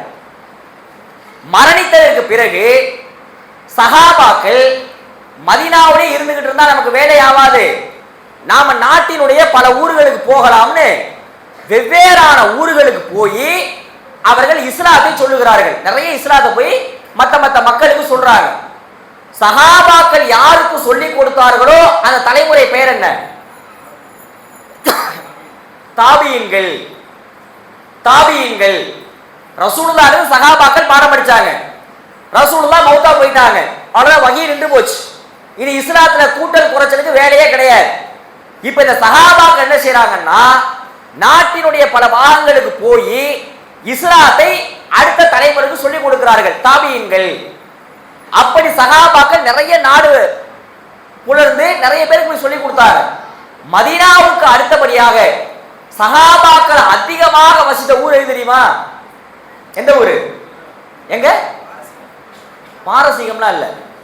ஏதாவது ஜென்ரல் நாலேஜ், நான் அந்த பயானுக்கு எல்லாம் அப்போ ஒரு ஜென்ரல் நாலேஜ் கொஸ்டின்லாம் அள்ளி தெளிச்சுக்கிட்டு வரேன், அதெல்லாம் எடுத்துக்கங்க சரியா? ஹஜ்ஜத்துல் விதா நடைபெற்ற ஆண்டு எது? 10. அந்த மாதிரி மதீனாவுக்கு பிறகு சஹாபாக்கள் அதிகமாக சென்று வசித்து இறந்த ஊர் எது தெரியுமா? எது? எதுங்க? புரியல. அபிசீனியா இல்ல, வேற பெண்கள் சைடு யாராவது சொல்லுங்களேம்மா. யமன் இல்ல, ஈராக் இல்ல, சிரியா. என்னது? சிரியா. நான் உங்களை சிரியன் சிரிக்க சொல்லல, சிரியா நாட்டு பேரே சிரியா. எத்தனை நபித்தோழர்கள் தெரியுமா? ஒரு வரலாற்று குறிப்பு இருக்கிறது. சிரியாவுடைய ஒவ்வொரு அடியிலையும் ஒரு சஹாபியுடைய கபர் இருக்குதுன்னு. 10,000 நபித்தோழர்கள். மதீனாவுக்கு அடுத்தபடியா 10,000 நபித்தோழர்கள் ஒரு ஊருக்குள்ள பூந்து வசித்த ஊர் நாடு எதுனா சிரியா. ஆனா இன்னைக்கு நாட்டோட நிலைமையை பாருங்க, அப்படியா இருக்கு? சஹாபாக்கள் வாழ்ந்த ஊர்லயே நாடு இஸ்லாம் இந்த அளவுல இருக்குது அப்படின்னா இப்ப நம்மளா எப்படி இருப்போம்னு பாருங்க. மதீனாவுக்கு அடுத்தபடியாக அதிக சஹாபாக்கள் வாழ்ந்து மரணித்த ஊர் சிரியா, அன்றைய ஷாம், இன்னைக்கு அது சிரியா. சரியா? இதுல சஹாபாக்கள் சொல்லி கொடுத்தாங்கல்ல தாபீன்களுக்கு, தாபீன்கள் என்ன பண்ணாங்கன்னா சரி இதான் இஸ்லாம், அவர்கள் பல ஊர்களுக்கு சென்று அவர்கள் ஒரு சமுதாயத்தாருக்கு சொல்லி கொடுத்தார்கள். அந்த சமுதாயம் பேர் என்ன? தபா தாபியீன். இப்ப ஜெனரேஷன் புரியுது இல்ல? இதை நீங்க கவனிச்சுக்கிட்டு வந்தாதான் எப்படி இப்ப இஸ்லாம் பால்படுத்தப்பட்டதுன்னு புரிய வரும். ரசூலுல்லாஹ் பியூர், ரசூலுல்லாஹ் இருந்து கேட்ட சஹாபாக்கள் பியூர். சஹாபாக்கள் போய் சொல்லி கொடுத்த சமுதாயத்தின் பேர் தாபியீன்கள். அவங்களும் இஸ்லாத்தோட வச்சிருந்தாங்க. தாபியீன்கள் போய் அவர்கள் சொல்லி கொடுத்த தலைமுறைக்கு பேர் தபா தாபியீன்கள். அவர்களும் இஸ்லாத்தை வைத்திருந்தார்கள். இந்த தபா தாபியீன்களுக்கு பிறகு நிறைய பேர் இஸ்லாத்தை வந்துட்டதனால, தபா தாபியீன்கள் ஃபுல்லா மரணிச்சிட்டதனால ஏறக்குறைய ஹிஜ்ரி 80-90களுக்கு பிறகு ரசூலுல்லாஹ் மரணிச்சு ஒரு 70-80 ஆண்டுகளுக்கு பிறகு 3 தலைமுறை வந்துருச்சு. இந்த 3 தலைமுறைக்கு அப்புறமா என்ன தெரியுமா பிரச்சனை வருது? மார்க்க ரீதியாக நாம ஒரு சட்டத்தை கேட்கணும். இது செய்யலாமா வேணாமா, இது கூடுமா கூடாதா, இது இஸ்லாத்துல இருக்கா இல்லையா அப்படின்னு ஏதாவது டவுட் வருது. இப்ப நமக்கெல்லாம் வருது இல்ல, வருதா இல்லையா? அந்த மாதிரி அவங்களுக்கு வந்துச்சு. அப்ப அவங்க என்ன தெரியுமா பண்ணாங்க? யாராவது ஓதி படிச்ச ரொம்ப பெரிய இமாம்கள் இருப்பாங்கல்ல, அந்த இமாம்கிட்ட போய் கேட்கலாம்னு கேட்டாங்க. அப்படி கேட்டதுல ஆதியான ஒரு இமாம் யாரு தெரியுமா? யாரு யாரு? Abu Hanifa. அவர் பிறந்தது ஹிஜ்ரி 80, மரணிச்சது எப்ப? ரூஹு போனப்ப. ஹிஜ்ரி 80ல பிறக்கிறாரு. நான் சொல்ற காரணம் நல்லா ஞாபகத்துல வச்சுக்கோங்க. சும்மா குர்ஆன் ஹதீஸ் நம்ம சும்மாலோ அப்படியே அந்த கும்பல்ல அப்படியே பின்பற்றிட்டு போயிட்டு இருக்கிறோம். இந்த காலக்கெடுவுலாம் தெரியணும் உங்களுக்கு. ஹிஜ்ரி 80, ரசூலுல்லாஹ் மரணிச்சது ஹிஜ்ரி 11. ஹிஜ்ரி 80ல அபூ ஹனீஃபா பிறந்துட்டாரு. அவர் தபா தாபீன்லாம் கிடையாது, அந்த தலைமுறைலாம் முடிஞ்சு போச்சு. பிறக்கிறாரு, பிறந்து 150ல மரணிக்கிறார், 70 ஆண்டுகள். இந்த அபூ ஹனீஃபா இமாம் நல்ல ஒரு அறிஞர், சிறந்த ஒரு அறிஞர். அவர் என்ன பண்ணாருன்னா குர்ஆன் ஹதீஸ அறிஞ்சு வச்சிருந்து மக்கள் யாராவது கேள்வி கேட்டாங்கன்னு வைங்க, அவர் பதில சொன்னார். எதுல இருந்து பதில் சொன்னார் தெரியுமா? குர்ஆனுங்கிறது அவங்க கையில இருந்துச்சு, ஏடுகளாக அப்படியே கிதாபா இருந்துச்சு. ஏன்னா அது முன்னாடியே துவக்கப்பட்டுருச்சு இல்ல, துவக்கப்பட்டுச்சா இல்லையா? அல்ல வேகமா தலையசிக்கிறீங்க, எப்ப துவக்கப்பட்டுச்சு?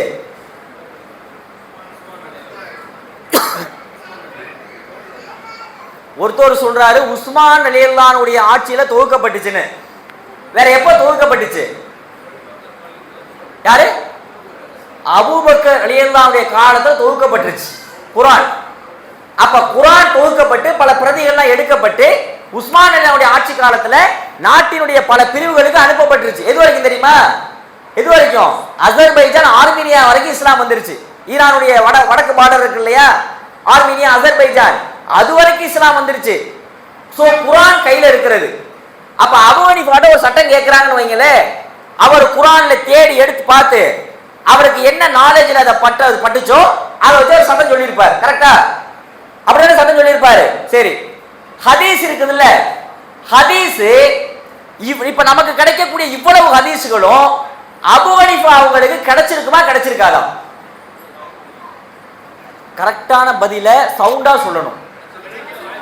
கிடைக்க வாய்ப்பு இல்லைங்கிறது ஒரு ஆன்சர். வேற பெண்கள் சைடு, பெண்கள் இருக்கீங்களா எல்லாரும்? இல்ல கிளம்பிட்டீங்களா? இல்ல இல்ல மைக்கெல்லாம் வேணாம், சும்மா இது இன்டராக்டிங் தான். கேள்விலாம் அவங்களுக்கு கேட்க சொல்ல, சும்மா இது இன்டராக்ட் பயான் இன்டராக்டிங்ல. நான் கேட்கறது புரியுது இல்ல? அபூ ஹனீஃபா இமாம்ட குர்ஆன் ஒட்டுமொத்தமா இருந்துச்சு. நீங்க ஒரு கேள்வி, இது இப்ப எலிக்கறி சாப்பிடலாமான்னு ஒருத்தவங்க கேட்டிருந்தாங்கன்னு வைங்க, குர்ஆன்ல இருந்து அவர் எடுத்து சொல்லியிருப்பார் ஒண்ணு கூடும் கூடாதுன்னு. ஹதீஸ்கள் இன்னைக்கு நம்ம கிடைச்சிருக்குல்ல, இவ்வளவு ஹதீஸ்களும் அபூ ஹனீஃபா ரஹ்மத்துல்லாஹி அலைஹி அவர்களுக்கு கிடைச்சிருக்க வாய்ப்பு இருக்கா இல்லையா? வாய்ப்பு இல்ல. இருக்கு. இங்க வாய்ப்பு இல்ல, அங்க வாய்ப்பு இருக்கு. வேற வாய்ப்பு ரொம்ப கம்மி. வேற ஏதாவது ஆன்சர் இருக்கா? இருந்திருக்கலாம், இல்லாமலும் இருந்திருக்கலாம். அப்படி ஏதாவது இருக்கா?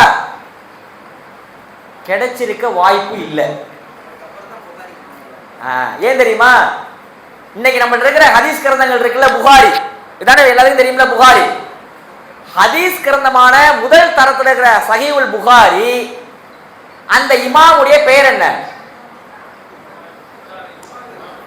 இதான் நம்முடைய நாலேஜ்.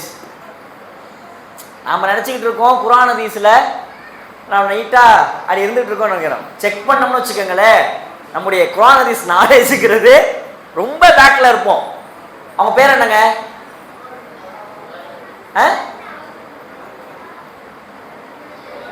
முஹம்மது பின் இஸ்மாயில். புகாரிங்கிறது அவர் ஊர், புகாரா. அது எங்க இருக்கிறது? என்னங்க இதெல்லாம் படிக்கலையா இன்னும்? புகாராங்கிறது புகாரால தான் இருக்குது. அது எங்க இருக்கு? உஸ்பெகிஸ்தான். நல்லா கவனிங்க. மார்க்கம் பிறந்த மண்ணு சவுதி, அங்கதான் ரசூலுல்லாஹ் பிறந்தாங்க. ஆனால் குர்ஆனுக்கு அடுத்தபடியாக இந்த உம்மத்து வைத்திருக்கிற முதல் ஆதாரம் புகாரி. அந்த புகாரிங்கிற கிதாபு மார்க்கம் பிறந்த மண்ணான அரபுலகத்திலிருந்து வரல. எங்க இருந்து வந்துச்சு? உஸ்பெகிஸ்தான், ரஷ்யாவுக்கு பக்கத்துல இருக்கிற மங்கோலியர்கள் அதிகமா வசிக்கிற பூமியில இருந்து அல்லாஹ் கொண்டு வரா ஒரு இமாம. மார்க்கம் பிறந்த மண்ணு சவுதி. அரபுகள் யாருமே பெரியவங்க ஹதீஸ்கள்லாம் தொகுக்கல. புகாரி இமாம், முஸ்லிம், திர்மிதி, அபுதாவுது, நசாயி எல்லாமே அந்த அந்த சைடு தான். இப்போ என்ன கேள்வி தெரியுமா? இந்த புகாரி இமாமு அவங்க ஹதீஸ்களை எழுதி முடிச்சாங்கல்ல, அதெல்லாம் எந்த காலகட்டம் தெரியுமா? அவங்க பிறந்ததே எப்பதான்? எனக்கு மறந்து போச்சு. புகாரி இமாம் பிறந்தது ஹிஜ்ரி 110 190. அது கிரிகோரியன்ல, ஹிஜ்ரில 190. சரியா? 194. 194ல புகாரி இமாம் பிறக்கிறாங்க. 256ல மரணிக்கிறாங்க. கரெக்டா? நான் சொன்னது கரெக்டா செக் பண்ணிட்டாரு. சரியா? 194ல பிறக்கிறாங்க, ஹிஜ்ரி 194ல. 256ல மரணிக்கிறாங்க. அபூ ஹனீஃபா இருந்தது 80ல இருந்து 150 வரைக்கும். இவங்க பிறக்கிறதே 194. அப்படின்னா புகார்ல இருக்கிற எல்லா ஹதீஸ்களுமே இமாம் அபூ ஹனீஃபா அவர்களுக்கு கிடைத்திருக்க வாய்ப்பு இருக்கிறதா? இல்லை. புகாரியுடைய மாணவர் முஸ்லிம், அவர் எழுதின ஹதீஸ்கள் கிடைச்சிருக்க வாய்ப்பு இல்லை. வேண்டுமென்றால் தபா தாபீன்கள்ட்ட இருந்து சில செய்திகளை அபூ ஹனீஃபா ரஹ்மத்துல்லாஹி அலைஹி கேட்டிருக்கலாம். அதை வச்சுதான் ஃபத்வா கொடுத்துருப்பாங்க. கரெக்டா? அதை வச்சு கொடுத்துருக்க முடியும். இதை வச்சு கேட்டா அந்த மக்கள் கேட்டுக்கிட்டு போயிட்டாங்க. யாருப்பா சொன்னா? இந்த அபூ ஹனீஃபா சொன்னாங்க. இதை கூடும்னு யார் சொன்னா? அபூ ஹனீஃபா சொன்னார். கூடாதுன்னு யார் சொன்னா? அபூ ஹனீஃபா சொன்னார். இதை செய்யலாம்னு யார் சொன்னா? அபூ ஹனீஃபா சொன்னார். செய்யக்கூடாது அபூ ஹனீஃபா சொன்னார். சரி, ஓகே, அவர் சொன்னாரு, செஞ்சுட்டு போயிட்டாங்க. அவர் குர்ஆன்ல இருந்து சொன்னாரு, ஹதீஸ்ல இருந்து சொன்னாரு. ஆனால் பிழை எங்க தெரியுமா வந்துச்சு? பின்னாடி முன்னாடி சொன்ன இந்த கருத்தெல்லாம் மாற்றமாக ஒரு ஹதீஸ் கிடைச்சிச்சுன்னு வச்சுக்கோங்களேன். அபூ ஹனீஃபா சொன்னதை கேட்டிருக்கணுமா, இல்ல அபூ ஹனீஃபா சொன்னதுக்கு மாற்றமா இந்த ஹதீஸ்ல இருக்குதுன்னு ஹதீஸை கேட்டிருக்கணுமா? ஹதீஸை தானே கேட்டிருக்கணும், ஏன்னா அதானே நேர்வழி. ஆனா மக்கள் என்ன தெரியுமா பண்ணிட்டாங்க? நீ ஹதீஸ காட்டினாலும் சரி, எங்களுக்கு சொன்னது அபூ ஹனீஃபா. நீ குர்ஆன்ல ஒரு ஆயத்தை நீ காட்டி, இல்லங்க இந்த ஒரு ஆயத்து இருக்குது, இது அந்த இமாம் பார்க்காம சொல்லி இருந்திருக்கலாம், அவங்க நல்லதைத்தான் சொன்னாங்க, ஏன் இன்னும் சொல்லிட்டு கூட போனாங்க. பின்னால ஏன் கருத்துக்கு மாற்றமாக ஒரு ஆயத்தோ ஹதீஸோ கிடைச்சிச்சுன்னா நீங்க அதை தான் பின்பற்றணும், நான் சொன்னதை பின்பற்றாதீங்கன்னு சொல்லிட்டு தான் போனாங்க. ஆனா மக்கள் என்ன தெரியுமா செஞ்சாங்க? அதெல்லாம் கேட்காம அபூ ஹனீஃபா சொன்னாரு, அபூ ஹனீஃபா சொன்னாரு, அபூ ஹனீஃபா சொன்னாரு. இல்லப்பா சொன்னதுக்கு மாற்றமா ஹதீஸ் இருக்குது, அது எங்களுக்கு தேவை கிடையாது. சொன்னதுக்கு மாற்றமா ஆயத்து இருக்குது, அது எங்களுக்கு தேவை கிடையாது. வயிற்றுல கை கட்டக்கூடாது, தொப்புள் மேல கை கட்டக்கூடாதுப்பா, நெஞ்சின் மேலதான் கட்ட ஹதீஸ் இருக்குது, அது தெரியாது, எங்களுக்கு அபூ ஹனீஃபா சொல்லிட்டாரு. ஃபித்ராங்கிறது நீங்க சாப்பிடக்கூடிய அரிசியுடைய 2.5 கிலோப்பா, அதை தான் சொல்லணும், எங்களுக்கு அபூ ஹனீஃபா சொல்லிட்டாரு. இப்படின்னு ஒரு குரூப் அப்படியே அவரை எடுத்துக்கொண்டு அபூ ஹனீஃபா சொன்னதை மட்டுமே ஃபாலோ பண்ண ஆரம்பிச்சாங்க. அதுக்கு பேர் தான் என்னது? ஹனஃபி மதுஹபு. அபூ ஹனீஃபா அப்படின்னா ஹனீஃபானா அந்த ஹனீஃபாங்கிற பேர்ல இருந்து நாங்கள் ஹனீஃபாவை பின்பற்றக்கூடியவர்கள் ஹனீஃபா, அதான் அப்படியே ஹனஃபின்னு ஆயிடுச்சு. உலகத்துல பெரும்பாலான பேர் இந்த ஹனஃபி மதுஹபுங்கிற அந்த இது கூட சிக்கி இருக்கிறாங்க. இந்த அபூ ஹனீஃபாவுடைய மாணவர் யார் தெரியுமா? இமாம் ஷாஃபிஈ. ஷாஃபி மதுஹப் என்ற பெயர்ல இந்த கடற்கரை ஓரங்கள்ல நிறைய மக்கள் நின்று கொண்டிருக்கிறார்கள். எதையாவது ஒண்ணு நீங்க போய் கேளுங்க, ஹனஃபில கூடும், ஷாஃபில கூடாது, இந்த ஃபத்வா வரும். சுறா மீன் சாப்பிடலாமா? சுறா மீன் இருக்குல்ல, சுறா மீனை சாப்பிடலாமா கூடாதா அப்படின்னா ஹனஃபி மதுஹபின் படி கூடாது, ஷாஃபி மதுஹபின் படி கூடும். அப்படிதானே? ஏன்? அது பால் ஊட்டுது இல்லையா, குட்டி போட்டது பால் ஊட்டுகிற ஒரு விலங்கு, அதனால சாப்பிடக்கூடாது ஒரு மதுஹபு கிடையாது, அதை சாப்பிடலாம்னு இன்னொரு மதுஹபு. சரிப்பா, இது அந்த காலத்துல அவங்களுக்கு கிடைச்ச ஆயத்தை வச்சு அவங்களுக்கு கிடைச்ச ஹதீஸை வச்சு சொல்லி இருக்கலாம். ஆனா இன்னைக்கு நமக்கு தட்டாலே உழுவுற மாதிரியான வசதி அந்த காலத்துல கிடையாது. அவங்க நல்லதைத்தான் சொன்னாங்க, ஆனா அவர்களுக்கு கிடைச்ச ஹதீஸ்கள் பின்னாடி நிறைய கிடைச்சதுனால இவங்க அவங்க சொன்னதை எடுத்துக்கிட்டு ஹனஃபி, ஷாஃபிஈ, ஹம்பலி, மாலிகி என்று மதுஹபுகளாக பிரித்து கொண்டார்கள். எப்படி இந்த மதுஹப் வந்துச்சு? அபூ ஹனீஃபாவை பின்பற்றினா ஹனஃபி, ஷாஃபி இமாமை பின்பற்றினா ஷாஃபி, ஹம்பலின்னு ஒருத்தர் இருந்தார், அவரை சொன்ன மார்க்க சட்டங்களை ஃபாலோ பண்ணா அவர் ஹம்பலி, மாலிக் இமாம் இருந்தாங்க, அவங்க சொன்ன மார்க்கத்தை சட்டங்களை பின்பற்றினா அவர் மாலிக். இப்படி ஆயிப்போச்சு. காபாவுல 4 மதுஹபுகளுக்கும் 4 முஸல்லாக்கள் போடப்பட்டது ஒரு காலத்துல, இப்பதான் இல்ல. இமாம் முகமது பின் அப்துல் வஹாப் இருக்கிறாங்க இல்லையா, அவங்களுடைய பிரச்சாரத்துக்கு பிறகுதான் அதெல்லாம் கொஞ்சம் கொஞ்சமா மாற்றப்பட்டு இப்ப ஒரே முஸல்லாவை தவிர 4 மதுஹபுகளுக்கும் 4 முஸல்லாக்கள் போடப்பட்டு தொழுகை நடத்தப்பட்டது. இப்ப நேர்வழி என்ன தெரியுமா ஆகி போச்சு? அல்லாஹ்ட்ட இருந்து வரும், அல்லாஹ்வுடைய தூதர்ட்ட இருந்து வரும் அப்படிங்கிறது போய் அபூ ஹனீஃபாட்ட இருந்து வரும், ஷாஃபிட்ட இருந்து வரும், ஹம்பலிட்ட இருந்து வரும், மாலிகிட்ட இருந்து வரும், அப்படி ஆகி போச்சு. போயிருச்சா இல்லையா? அப்ப மார்க்கம் கலங்கப்படுத்தப்பட்ட முதல் படி என்ன தெரியுமா? தபா தாபீன்களுக்கு பிறகு ரசூலுல்லாஹ் சொல்லிக் கொடுத்த சஹாபாக்கள் யாருக்கு சொல்லிக் கொடுத்தாங்களோ அவர்கள் தாபீன்கள், அந்த தாபீன்கள் யாருக்கு சொல்லிக் கொடுத்தாங்களோ அவர்கள் தபா தாபீன்கள், அந்த தபா தாபீன்களுக்கு பிறகு மார்க்கத்தை தெரிந்து கொள்வதற்காக மக்கள் தங்கள் வழிகாட்டியாக சில பேரை தேர்ந்தெடுத்தார்கள். அது தவறில்லை, அவர்கள் சொன்னதும் தவறில்லை. ஆனால் அவர்களுக்கு பிறகு அவர்கள் சொன்ன சட்டங்களுக்கு, ஃபத்வாக்களுக்கு, ஃபிக்ஹுகளுக்கு மாற்றமாக ஹதீஸோ ஆயத்தோ கிடைத்தால் இவங்க அவங்க சொன்னதையே பின்பற்றிட்டு போயிட்டாங்க. இதுதான் இன்னைக்கு பிரச்சனை. அப்ப மதுகபுக்கு பேர் அப்படி ஆயிடுச்சா? அப்ப மதுகபுங்கிறது நேர்வழியா, குர்ஆன் ஹதீஸ்ங்கிறது நேர்வழியா? சொல்லுங்க. சரி, இப்ப மதுகபுகளை வச்சு நாம எல்லா பிரச்சனைகளுக்குமே தீர்வை சொல்ல முடியுமா? குர்ஆன் ஹதீஸை வச்சு தீர்வை சொல்ல முடியுமா? அப்படின்னா குர்ஆன் ஹதீஸை ஆய்வு பண்ண தெரிஞ்சா போதும், கியாமத் வரைக்கும் தீர்வை சொல்லிடலாம். சரியா? நவீன பிரச்சனைகளுக்கு மதுகபுகளால் தீர்வை சொல்ல முடியாது. இப்ப எம்எல்எம் கூடுமா கூடாத ஒரு கேள்வி வருது. எம்எல்எம் மல்டி லெவல் மார்க்கெட்டிங் பண்றாங்கல்ல, எம்எல்எம் கூடுமா கூடாதா அப்படின்ட்டு இதுக்கு மதுகபு இருந்து ஆதாரம் காட்ட முடியுமா? யாராவது சொல்லுங்க, காட்ட முடியுமா? முடியுமா முடியாதா? சும்மா சொல்லுங்க, முடியுமா முடியாதா? ஏன் முடியாது?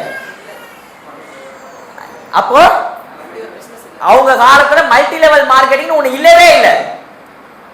ஆனால் அல்லாஹ் பொருளாதாரத்தை குறித்து என்ன சொன்னானோ, ரசூலுல்லாஹ் பொருளாதாரத்தை குறித்து என்னெல்லாம் சொன்னாங்களோ அதை ஆய்வு பண்ணுனா எம்எல்எம் ஹராமா ஹலாலா கண்டுபிடிச்சிடலாம். இங்க இருந்து நிலவுக்கு போறான் மனுஷன். நிலவுக்கு போகும்போது அவன் அங்க உள்ள டயத்தெல்லாம் கால்குலேட் பண்ணி எவ்வளவு நேரம் நோன்பு வைக்கணும், எவ்வளவு நேரம் எப்ப நோன்பை விடணும், இப்ப டென்மார்க்லாம் 20 மணி நேரம் ஆகுது, அங்கெல்லாம் என்ன பிரச்சனை அப்படின்னு மதுகபுகள்ல சட்டம் சொல்ல முடியுமானா முடியாது.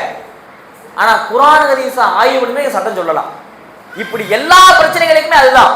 இப்ப சுறாமீனுக்கு சொன்னோம்ல, ஹனஃபியில இருந்து கூடுமா, சாஃபியில கூடாதுன்னு சொன்ன, சாஃபியில கூடும் ஹனஃபியில கூடாதுன்னு சொன்னாங்கல்ல. இப்ப குர்ஆன் ஹதீஸுக்கு வருவோம். கூடுமா கூடாதா? கூடுமா கூடாதா? சாப்பிடலாம். என்ன ஆதாரம்? சுறா மீனுக்கு கோரை பல்லு இருக்குது. சுறா மீனுங்கிறது ஒரு மீன். இந்த கோரை பல்லு இருக்கிறத போல ரசூலுல்லாஹ் ஹராமாக்குனாங்கல்ல. விலங்கினங்களில் எதற்கு கோரை பல்லு இருக்கிறதோ அதெல்லாம் ஹராம். அது கரெக்டா? அது கரெக்டா இருக்குல்ல? சரி, சுறா மீனுக்கு கோரை பல்லு இருக்குதா இல்லையா? இருக்கா இல்லையா? சொல்லுங்க, இருக்கா இல்லையா? சரி, அந்த சுறா மீன் இப்ப நமக்கு எந்த வகையில ஹலாலாகும், அது எந்த வகையில ஹராம் ஆகுது? இதெல்லாம் யாருங்க செக் பண்ணா? ஞாயிற்றுக்கிழமை விடியுது, இந்த மீன் மார்க்கெட்டுக்கு போறோம், ஏதோ மீனை வாங்கிட்டு வந்து சாப்பிட்டுக்கிட்டு இருக்கோம். என்ன ஆதாரம்? மீன் இனம் அப்படின்னு ஒண்ணு இல்ல, வேற. அதான் அதான் ஆதாரம். கடல்ல நமக்கு எது கிடைச்சாலும் அது ஹலால், செத்து கிடைச்சாலும் அது ஹலால். நிலத்துல ஒரு ஆடு செத்து கிடக்குன்னு வச்சுக்கோங்க, ரைட், அன்னைக்கு ஒற்றைப்படை இரவுக்கு ஒரு 5 கிலோ கறி மிச்சம் அப்படின்னு வந்து சமைச்சிட முடியாது. ஏன்? தானா செத்தது ஹராம். இன்னமா ஹர்ரம அலைக்குல் மைத்தத், தானாக செத்து போனது ஹராம். சரியா?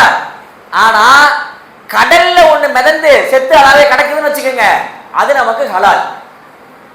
கடல்ல வாழ்றதா இருக்கணும். இங்க ஆடு செத்து போச்சு இல்ல, இது எப்படி ஹலால் ஆக்கலாம்? ரைட்டு, எடு போட்ட கொண்டு போய் தூக்கி கடல்ல மிதக்க வை. நான் மிதந்துச்சு ஒரு 5 நிமிஷம், தூக்குற ஆட்ட இப்ப ஹலால் ஆயிடுச்சு. கடல்ல செத்து கிடைச்சிருச்சு இல்ல. இந்த லூப் ஹோல் வேலைலாம் பார்க்க கூடாது. கடல்ல இருக்கிறது செத்து கிடைச்சா நமக்கு அது ஹலால், கடல்ல எது கிடைச்சாலும் ஹலால். சரி, அப்பனா கடல் பன்றி ஹலாலா ஹராமா? கடல் பன்றி ஹலாலா ஹராமா? பன்றிங்க இன்னமா ஹர்ரம அலைக்குல் மைத்தத்து வ தம்மு வ லஹ்மல் ஹின்சீர். பன்றியுடைய இறைச்சி உங்களுக்கு ஹராமுங்கிற அல்லாஹ். நம்ம அல்லாஹ் வந்து பன்றியுடைய இறைச்சியை தான் ஹராமுன்னா முஸ்லீம் சமுதாயம் சொல்றதே ஹராமுன்னு ஆகிடுச்சு. சரியா? 4 கால் பிராணி, கட்டக்காலு, பல பேர் அதுக்கு. சரியா? ஏன் அந்த வார்த்தை நாங்க சொல்லிட மாட்டோம். சரி, அந்த அளவுக்கு ஆயிடுச்சு. சரி, ஓகே. ஹராமா ஹலாலா? ஏதாவது சொன்னாதான் நல்லா இருக்கும். ஹலால் தான். தைரியமா சொல்லுங்க, ஹலால் தான். நீங்க சொல்றது ஒண்ணு ஃபத்வாவை ஏத்திட மாட்டாங்க இங்க யாரும். சரியா? எல்லா ஏன்னா இருக்குது கடல் பன்றிங்கிறது நம்ம வச்சிருக்கிற பேர் அப்படி. ஆனது ஹலாலானா ஹலால். சரியா? இப்ப என்ன பிரச்சனை தெரியுமா? மார்க்கத்துல இது ஆதாரம் அப்படின்னா குர்ஆன்ல இருந்து ஹதீஸ்ல இருந்தும் காட்டியாச்சு. ஆனா மதுஹபுல இருந்து எடுத்தோம்னா 4 கருத்து வரும். வருமா வராதா? வரும். இப்படித்தான் எல்லாமே, எல்லா சட்டங்களுமே இப்படித்தான். அப்படியானால் நீங்க நோம்பு திறக்கிற டயத்தை பாருங்க, ஹனஃபிக்கு ஒரு டைம், ஷாஃபிக்கு ஒரு டைம். ஃபித்ராவை பாருங்க, ஹனஃபிக்கு ஒரு அளவுகோல், ஷாஃபிக்கு ஒரு அளவுகோல். நெஞ்சில கை கட்டுறத பாருங்க, தொழுகையில கை கட்டுறத பாருங்க, ஹனஃபிக்கு ஒரு இடம், ஷாஃபிக்கு ஒரு இடம். பாங்கு சொல்றத பாருங்க, ஹனஃபிக்கு ஒரு டைம், ஷாஃபிக்கு ஒரு டைம். எல்லாமே மாறி போச்சா? அப்பனா நேர்வழி எது தெரியுமா? குர்ஆன்ல இருந்து ஹதீஸ்ல இருந்து எடுக்கணுமே தவிர வேற எதுல இருந்து எடுக்க கூடாது. இப்ப நெஞ்சில கை கட்டுறோம்ல, தொப்புள்ள கை கட்டுறோம். ஹனஃபி மதுஹபின் படி எங்க கட்டணும் கைய? நெஞ்சிலையா? ஹனஃபி மதுஹபின் படி தொப்புளுக்கு கீழே, தொப்புளுக்கு கீழே. ஷாஃபி மதுஹபின் படி நெஞ்சில, அப்படி இடது புறமா அப்படி வச்சுக்குவாங்க நெஞ்சில, சரியா? ஷாஃபி மதுஹபின் படி. இப்போ ஹனஃபி கரெக்டா, ஷாஃபி கரெக்டா அப்படின்னா ஹனஃபி மதுஹப்ல இப்படி கட்டுறாங்க இல்லையா, அதுக்கு மார்க்கத்துல ஆதாரம் இருக்குதா? இருக்கா இல்லையா? இல்ல. சரி, இல்லங்கிறது ஒரு ஆன்சர். வேற அவர் இல்லன்ட்டாரு, அப்பவும் கேட்கிறாருன்னா அப்ப இருக்கு. அப்ப இருக்குன்ற ஒரு ஆன்சரா? இருக்குங்க, ஆனா கொஞ்சம் தேடணும். அப்படி ஒரு ஆன்சரா? சொல்லுங்க, என்ன இருக்கா இல்லையா? இருக்கிறது. தொப்புளின் மீது கை கட்ட வேண்டும் என்று 4 ஹதீஸ்கள் இருக்கிறது. ஆனா 4மே லைஃபான ஹதீஸ். இப்ப லைஃபான ஹதீஸ்னு ஆகி போச்சு இல்ல? அப்பனா என்ன பண்ணணும்? நம்ம நேர்வழி எங்க இருந்து வரும்? நேர்வழி அங்க இதுல இருந்து, பால் பண்ணல இருந்து நேரா விட்டோம்னா நேர்வழி. சரி சொல்றேன், சரியா? லைஃப்னா வாழ்க்கை இல்ல, லைஃப்ங்கறாங்கல, லைஃப்னா பொய்யான ஹதீஸ்னு அர்த்தம். தொப்புளின் மீது கட்ட வேண்டும் என்று 4 ஹதீஸ்கள் இருக்கிறது. 4மே பொய்யான ஹதீஸ்கள். சரி, அப்படின்னா நெஞ்சின் மீது கட்டணம் இருக்குல்ல, அதுலயும் 4 ஹதீஸ்கள் இருக்கு. அந்த 4மே என்னது? சொல்லுங்க, 4மே என்னது? அதுதான் இல்ல. அந்த 4ல 3 லைஃப், 1 சஹீஹ், வலுவான ஆதாரம். அந்த 1 வச்சு தான் நம்ம என்ன பண்றோம்? நெஞ்சின் மீது கட்ட வேண்டும்ங்கிற ஆதாரத்தை எடுக்கிறோம். சரியா? இப்போ நேர்வழிங்கிறது அல்லாஹ் தூதர் சொன்னது தானே. அப்ப நேர்வழி நம்ம அங்க இருந்தானே எடுக்கணும். எடுக்க தவறியதால் தான் இந்த பிளவு. எடுக்க தவறிதான் இந்த பிளவாய் போச்சு. நிக்காவுடைய தப்தர்ல எழுதுவாங்க, மாப்பிள்ளை பேரு, வயசு, ஊரு, இவர் ஹனஃபி மதுஹபை சார்ந்தவர் அல்லது இவர் ஷாஃபி மதுஹபை சார்ந்தவர். நண்டு சாப்பிடலாமா கூடாதா? சாப்பிடலாம். எதன் அடிப்படையில? ஹனஃபினா சாப்பிடலாம், ஹனஃபினா சாப்பிடக்கூடாது, ஷாஃபினா சாப்பிடலாம். ஏன்பா? ஷாஃபியாக்கள் கடற்கரை ஓரமாக வாழ்கிறார்கள், கடற்கரை நிறைய நண்டு கிடைக்கும், அங்க அதை நம்ம ஹராம்னு சொல்ல முடியாது. அப்படியா? இதே ஃபத்வா தான் பிரச்சனை. நண்டு எதன் அடிப்படையில ஹலால், எதன் அடிப்படையில ஹராம்? சொல்லுங்க பாப்போம். இது என்ன? இந்த கடைசி ஒற்றைப்படை ஒரு ஜாலியா நாளைக்கு பொறைய பார்த்தோமா, ஸ்ட்ரெஸ்ஸை போட்டோமான்னு வந்தாக்க நம்ம ஒரு சோசியல் சயின்ஸ் எக்ஸாம் மாதிரி வந்தோம். கடைசி நாள் சாப்பிட்டு முடிச்சோமா, சட்டையில் இங்கு தெளிச்சோமா, இங்கு அடிச்சோமா, போனோமான்னு வரலான்னு பார்த்தா போட்டு இந்த உயிர் எடுக்கிற அப்படின்னு. நண்டு கூடுமா? ஹலாலா ஹராமா? எதன் அடிப்படையில? சரி, கடல் நண்டு ஹலாலு, கடல்ல வாழுது. இப்ப ஆத்துல பொந்துக்குள்ள இருந்தா வருதுல, அதெல்லாம் ஹலாலா ஹராமா? எது ஹலாலா ஹராமாங்க? ஹலாலு. எதன் அடிப்படையில? வாட்டர்ல இருந்து கிடைக்குதா? சரி, வாட்டர்ல இருந்து பாம்பு கிடைக்குது, சாப்பிடலாமா? சொல்லுங்க, என்ன எதன் அடிப்படையில? இதுதாங்க. இதெல்லாம் இந்த சின்ன சின்ன கொஸ்டின்ஸ் இருக்குல்ல, நமக்கு ஒரு ரேட்டை கொடுக்கும், ரேங்க. நாம எந்த அளவுல நம்ம இஸ்லாமிய அறிவுல நம்ம இருந்துகிட்டு இருக்கிறோம். 25 வருஷமா தௌஹீதுல இருக்கிறோம். நண்டு ஹலாலா ஹராமாடா எனக்கு பதில் சொல்ல தெரியாது. எப்படிங்க? ஒரே அப்படி சொல்ல, அது ஊர்ந்து போறது. என்னது? ஊர்ந்து போறதை பொறுத்த வரைக்கும் ரசூலுல்லாஹ் எதையுமே ஹராமாலாம் ஆக்கல. ஃபிஸ்கா இருந்தா சாப்பிடக்கூடாது. ஃபிஸ்குனா நஞ்சு, கெட்டது, இல்லைன்னா சாப்பிட்டுக்கலாம். இப்போ ஊர்ந்து போகுது இல்ல, நண்டு ஊர்ந்து போகுது, அது விலங்குலையும் வராது, பறவைகளையும் வராது. எதுல வரும்? ஊர்வனல வரும். ஊர்வனல அது என்னது? ஊர்ந்து போறதுல ஃபிஸ்கு, தீங்கு தரதுனா சாப்பிடக்கூடாது, இல்லைன்னா சாப்பிடலாம். அவ்வளவுதான், அவ்வளவுதான், பத்தா முடிஞ்சு போச்சு. இதுக்கு பெரிய ஒரு ஆய்வெல்லாம் தேவையில்லை. அப்போ மதுஹபுகளின் பெயரால் இந்த மார்க்கம் பொலிவுட்டட் ஆகியிருக்கிறது. என்ன பிரச்சனை தெரியுமா? இப்ப எல்லா இமாம்களுமே என்ன சொன்னாங்க? எல்லா இமாம்களுமே என்ன சொன்னாங்க? நான் சொன்ன கருத்துக்கு மாற்றமாக ஒரு ஆயத்தோ ஒரு ஹதீஸோ கிடைத்தால் நீங்க எதை பின்பற்றணும்? நான் சொல்ற கருத்தை விட்டுட்டு குர்ஆன் ஹதீஸை பின்பற்றணும்னு சொன்னாங்க இல்லையா? ஆனா இங்க என்ன பிரச்சனை ஆச்சு தெரியுமா? குர்ஆன் ஹதீஸை விட்டுட்டு அவர்கள் சொன்ன கருத்துக்கு போயிட்டாங்க. அதான் பிரச்சனை. இப்ப இங்க இருக்கிற பள்ளிவாசல் இருக்கிறது, ஹனஃபி மதுஹபை பின்பற்றக்கூடிய பள்ளிவாசல். நீங்க ஏன்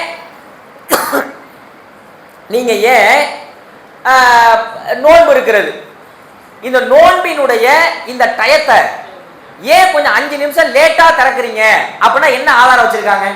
என்ன ஆதாரம் சொல்றாங்க? சொல்லுங்க. நிறைய கேட்டிருப்பீங்கல்ல, இந்த பள்ளியில நோன்பு திறந்தீங்களா இல்லையா? சரி, இங்க எப்ப பாங்கு சொன்னாங்க, அங்க எப்ப நோன்பு திறந்தாங்க? ஏன் கேட்டீங்களா? கீழே என்ன பண்ணிருப்பாங்க, இது ஹனஃபி மதுஹபின் படி அப்படின்னு போட்டு, சூரியன் மறையிற வரைக்கும் தானே நோன்பை படைச்ச அல்லாஹ் சொல்லிவிட்டான், சூரியன் மறைஞ்சா நீ வந்து நோன்பை திறந்துருன்னு. இவங்க பேருங்கிற அடிப்படையில நாங்க இன்னொரு 5-6 நிமிஷம் இருப்போம்னு இருக்கிறாங்க. இதான் பிரச்சனை. ஜும்மாவுக்கு ஏன்பா 2 பாங்கு சொல்றீங்க? ஒரு பாங்கு தானே. இமாம் மெம்பர்ல ஏறி நிக்கிற பொழுது ஒரு பாங்கு தானே, நீங்க 2 பாங்கு அப்படின்னா என்ன பதில் வச்சிருக்காங்க? என்ன வச்சிருக்காங்க? இல்ல இது ஹனஃபி மதுஹபின் படி இப்படிதான். ஹஜ்ஜில இருந்து, உம்ராவுல இருந்து, தொழுகையுடைய ரக்காத்துகள்ல இருந்து, துஆக்கள்ல இருந்து, ஹராம் ஹலால்ல இருந்து எல்லா மார்க்கத்தின் பெயரால் கூறுகள் போடப்பட்டு விட்டன. கருத்து வேறுபாடு ஒரு ஹதீஸ் ஆய்வு பண்றப்ப அது வேற. ஆனால் இங்க மதுஹபுகளின் பெயரால் கூறுபட்டு போயாச்சு. அப்படி என்றால் நேர்வழி என்பது மதுஹப் அல்ல, குர்ஆனும் ஹதீஸும் தான். ரைட்டா? அடுத்ததாக சமுதாயத்தில் எப்படி தெரியுமா நேர்வழி அடி வாங்குச்சு? பிதஅத்துகள் ரீதியாக. பிதஅத்துனா என்ன? முதல்ல பிதஅத்துனா என்ன கரெக்டா யார் சொல்றாங்கன்னு பார்ப்போம். பிதஅத்துனா என்ன? ரசூலுல்லாஹ், சரி, ரசூலுல்லாஹ் காட்டி தராததுக்கு பெயர் பிதஅத் என்றால், ரசூலுல்லாஹ்வுடைய காலத்தில் லினன் ஷர்ட் கிடையாது, நம்ம லினன் ஷர்ட் போடுறோம், அப்ப அது பிதஅத்தா? எப்படி? அதான் பாயிண்ட். மார்க்கத்தின் பெயரால் இந்த வார்த்தை தான் உங்கள்ட்ட இருந்து வரணும். நீங்க ஈஸியா அடிப்பாங்க பிதஅத்துனா. நீங்க போய் இந்த சுன்னத் ஜமாத் ஆளுங்கள்ட்ட நீங்க இதெல்லாம் பிதஅத்துங்க செய்யாதீங்க அப்படின்னா, ரசூலுல்லாஹ்வுடைய காலத்துல வந்து ஆண்ட்ராய்டு போன் கிடையாது, ஆண்ட்ராய்டு போன் யூஸ் பண்றோம், அது பிதஅத் இல்லையா? ரசூலுல்லாஹ்வுடைய காலத்துல இந்தியா கேட் பாசுமதி ரைஸ் கிடையாது, அல்ல பொங்கி பிரியாணி இருக்கிற, அது பிதஅத் இல்லையா அப்படிம்பாங்க. இதெல்லாம் பிதஅத் இல்ல. உலக விஷயங்களுக்கு பிதஅத் வராது. மார்க்கத்தின் பெயரால் ரசூலுல்லாஹ் காட்டி தராத ஒரு விஷயத்தை இபாதத்தால், இஸ்லாமிய நடைமுறையால், மார்க்கத்தின் பெயரால் செய்தால் அது பிதஅத். பிதஅத் இந்த சமுதாயத்துல இருக்குதா இல்லையா? இருக்கா இல்லையா? நிறைய இருக்கிறது. பிறப்புல இருந்து எடுப்போம். ஒரு மனுஷன் பிறக்கிறாங்க, ஒரு பையன் பிறக்கிறான், ஒரு பையனோ பொண்ணோ பிறக்கிறாங்க. பிறந்தா பேர் வைக்கணும்ல. பேர் எப்ப வைக்கலாம்? பேர் எப்ப வைக்கலாம்? மார்க்கத்துல எப்ப தெரியுமா வைக்கலாம்? மார்க்கத்துல எப்ப வைக்கலாம்னா, மரியம் அலைஹிஸ்ஸலாத்துக்கு மரியம்னு அவங்க அம்மா பேர் வச்சாங்க. எப்ப வச்சாங்க? அது தெரியாதா? மரியம் அலைஹிஸ்ஸலாம் யாருன்னு தெரியுமா? யாரு? ஈசா அலைஹிஸ்ஸலாத்துடைய அம்மா. அந்த மரியம் அலைஹிஸ்ஸலாம் பிறந்தப்ப அவங்க அம்மா வந்து அவங்களுக்கு பேர் வச்சாங்க. எப்ப வச்சாங்க? பிறக்கவே இல்லை, வச்சுட்டாங்க. யஹ்யான்னு ஒரு பேரை சொன்னான் அல்லாஹ் ஜக்கரியா நபிக்கு. அந்த பேரை சொல்லிட்டு அல்லாஹ் என்ன தெரியுமா சொன்னா? என்ன சொன்னான்? நிறைய சொல்லியிருப்பான், ஆனா எங்களுக்கு தெரியாது. வரலாற்றுல இதுக்கு முன்னாடி யாருக்குமே இந்த பேர் கிடையாது யஹ்யான்னு. அப்படின்னு அந்த கெத்தோட அல்லாஹ் சொன்னான். பிறக்கவே இல்லை, யஹ்யான்னு பேரை வச்சுட்டான் அல்லாஹ். ஈசா நபி பிறந்தாங்க, ஈசான்னு பேர் வச்சுட்டாங்க. ரசூலுல்லாஹ் சொன்னாங்க, குழந்தை பிறந்த 7வது நாள் அந்த குழந்தைக்கு பெயர் சூட்டுறது நபி வழி. இதானேப்பா, இவ்வளவுதானே. பிறக்கிறதுக்கு முன்னாடி நீங்க சூஸ் பண்ணாலும் சரி, பிறந்த உடனே வச்சாலும் சரி, பிறந்த 7வது நாள் வச்சாலும் சரி, இதெல்லாம் கூடும். பிறந்த பிள்ளைக்கு பேர் வைக்கிறதுக்கு 1 வருஷம் காத்திருக்கான். எதுக்குடான்னு கேட்டா காசு இல்லைங்க அப்படிங்கிறாங்க. பேர் வைக்கிறதுக்கு ஒரு காசு வேணுமா அப்படின்னா, இல்லைங்க, பேர் வைக்கிறதுனா கொண்டு போய் மொட்டை அடிக்கணும். எங்க மொட்டை அடிக்கணும்? தர்கால போய் மொட்டை அடிக்கணும். மொட்டை அடிச்சு அதுக்கு பேர் வச்சு விருந்து போடுறதுக்கு இங்க கும்பல வேன்ல அழைச்சிட்டு போகணும். அதுக்கெல்லாம் காசு வேணும்ல. என்று பேர் வைக்கிறதுக்குன்னு 40 நாள், 40ஆம் நாள் ஒரு ஃபாத்தியாவது, அதுக்கு ஒரு பேரு. 6 மாசம் கழிச்சு பேரு, 1 வருஷம் கழிச்சு பேரு. அப்ப என்னையா இது? ஏன் மார்க்கத்தின் பேரால இப்படி மார்க்கத்துல இல்லாத ஏன் செய்றீங்க அப்படின்னா, இதை யார் தடுக்கணும்? தெரிஞ்சவங்க தடுக்கணும்ல. ஆனால் தெரிஞ்சவங்க தடுக்காததுனால 40ஆம் நாள் இமாம கூப்பிட்டு நீங்க என்ன பண்ணுங்க, ஃபாத்தியா ஓதுங்க, பேரை வைங்க அப்படின்னா தக்னீக் மட்டும் பண்ணி என்ன பண்ணாரு, பேரை வச்சுட்டு போயிடுறாரு. ஆனா என்ன சொல்ல மாட்டேங்கிறாங்க, ஏங்க இவ்வளவு நாள் டிலே? பிறந்தவன பேர் வச்சுட்டு போயிடலாம், பிறக்கிறதுக்கு முன்னாடியே வச்சுட்டு போயிடலாம், இதுல ஏன் நீங்க இவ்வளவு நாள் டிலே பண்றீங்க அப்படின்னு கேட்காம அதை அங்கீகரிக்கிறதுனாலதான் இன்னைக்கு இந்த பிரச்சனை. குழந்தை பிறந்த 40வது நாள் இன்றைக்கும் பெரும்பாலான முஸ்லிம்கள் வீட்டுல ஃபாத்தியாக்கள் ஓதப்படுகிறதா இல்லையா? சொல்லுங்க, ஓதப்படுதா இல்லையா? அப்ப நேர்வழிங்கிறது நீங்க ஹதீஸ்ல இருந்து எடுக்கலையே, குர்ஆன்ல இருந்து எடுக்கலையே. எங்க இருந்து எடுத்திருக்கிறீங்கன்னா, மார்க்கத்தின் பேரால யாரோ சொன்னதை எடுத்து வைத்திருக்கிறீர்கள். அக்கீகா கொடுக்குறாங்க. ஒரு 26, 27 வயசு பையன் அக்கீகா விருதுன்னு கூப்பிடுறாரு உங்களை. நீங்க என்ன நினைப்பீங்க? என்ன நினைப்பீங்க? நீங்க என்ன நினைப்பீங்க? ஓ சரி, கல்யாணம் பண்ணிட்டாப்ல போல இருக்கு, குழந்தை பிறந்துச்சு, அக்கீகா கொடுக்குறாரு போல இருக்கு, ஆம்பளை புள்ள அப்படின்னு நினைச்சோம்னா, யாருக்கு பாக்கியா குழந்தை பிறந்திருக்கான்னு கேட்டா, உன் குழந்தைக்கான்னு கேட்டா, இல்ல இல்ல எனக்கு அப்படிங்கிறாரு. எத்தனை வயசுல? 26 வயசுல அக்கீகாவா? ஏன் இப்ப அக்கீகா அப்படின்னா, இல்ல நான் பிறந்தப்ப கொடுக்கல, பிறந்தப்ப கொடுக்கலன்னா அவ்வளவுதான். ஒவ்வொரு குழந்தையுமே அக்கீகாவோட பிணைக்கப்பட்டிருக்குது ஹதீஸ். யாருக்கு அது கடமை? யாருக்கு பொருளாதார வசதி இருக்குதோ அவர்களுக்கு அது கடமை. 2 ஆடு கொடுக்கணும் ஆம்பளை பிள்ளையா இருந்தா, பொம்பளை பிள்ளையா இருந்தா 1 ஆடு கொடுக்கணும். ஒருவேளை ஆம்பளை புள்ள பிறந்தும் 2 ஆடு கொடுக்குற அளவுக்கு வசதி இல்லை அப்படின்னா 1 ஆடை கொடுத்துட்டு போயிடலாம். சரியா? கோழியெல்லாம் கொடுக்க முடியாது, அக்கீகா பீஃப் கொடுக்க முடியாது, ஒட்டகம்லாம் கொடுக்க முடியாது, ஆடு மட்டும்தான் கொடுக்க முடியும். ஜும்மா கணக்கு பண்ற மாதிரி பண்ணிடக்கூடாது. நான் கடைசி ஒரு முட்டையாவது கொடுத்தாங்க அப்படின்லாம் அக்கீகாவுக்கு முட்டையெல்லாம் கொடுக்க முடியாது, ஆட்டை தான் கொடுக்கணும். அன்னைக்கு உங்க அப்பா அம்மாட வசதி இல்லையா, ஒன்றும் பிரச்சனை இல்லை, அல்லாஹ் கேள்வியெல்லாம் கேட்க மாட்டான், விட்டுட்டு போயிட வேண்டியதானே. 25 வயசு பையனுக்கு அக்கீகா கொடுக்குறாங்க, அடுத்த வருஷம் கல்யாணம் பண்றாங்க. அவனுக்கு மார்க்கத்தில் இல்லாதது பிதஅத். ஆனா மக்கள் என்ன பண்றாங்க, செய்து கொண்டிருக்கிறார்கள். அப்ப நேர்வழியை விட்டாச்சு. நேர்வழிங்கிறது என்னது? அந்த வசனம் நீங்க மனப்பாடமே பண்ணிருக்கலாம். நேர்வழிங்கிறது என்னது? ஃபைம்மா யக்தி அன்னக்கும் மின்னி ஹுதன். நேர்வழிங்கிறது என்கிட்ட இருந்து வரும். அவன்கிட்ட இருந்து என்ன பொருள்? அவன்கிட்ட இருந்து வரும், அவன் நியமிச்ச நபிட்ட இருந்து வரும். அதானே? இங்க மதுஹபுகளின் பெயரால் அப்படி ஒண்ணு ஆயிருச்சு. இங்க பிதஅத்துகளின் பெயரால் பிறப்புலே இப்படி ஆயிருச்சு. ஒரு ஆண் பிள்ளை பிறந்தானா 7வது நாள் கத்னா பண்ணணும், கத்னா பண்ணணும். அல்லது அப்ப முடியல, சில பிசிக்கலா ப்ராப்ளம் இருக்குன்னா ஏதோ கொஞ்ச நாள் கழிச்சு பண்ணிக்க வேண்டியதான். அதுக்குன்னு ஒரு விழா எடுத்து, அதுக்குன்னு கொஞ்ச நாளை கழிக்க வச்சு, அதுக்குன்னு அவனுக்கு பூவை போட்டு குதிரையில உட்கார வச்சு ஊரே சவாரி செய்யக்கூடிய பழக்கம் இன்றும் இருக்கிறது. இருக்கிறதா இல்லையா? இருக்குல்ல. இது எந்த மார்க்கத்துல எங்கே இருக்கிறது? இதை எப்படி எடுத்து சொல்லுவீங்க? எப்ப தடுக்கிறது? இதை ஓரளவு குறைஞ்சு போச்சுதான், இல்லைன்னு சொல்லல, ஆனால் இன்று வரைக்கும் சமுதாயத்தில் அது இருக்கிறது. அப்ப ஒரு மனுஷன் பிறந்தான்னா பிறப்பு ரீதியாக இந்த சமுதாயத்தில் நேர்வழியை விட்டுட்டு பிதஅத்துகளை பின்பற்றுகிறவர்கள் இருக்கிறார்கள்.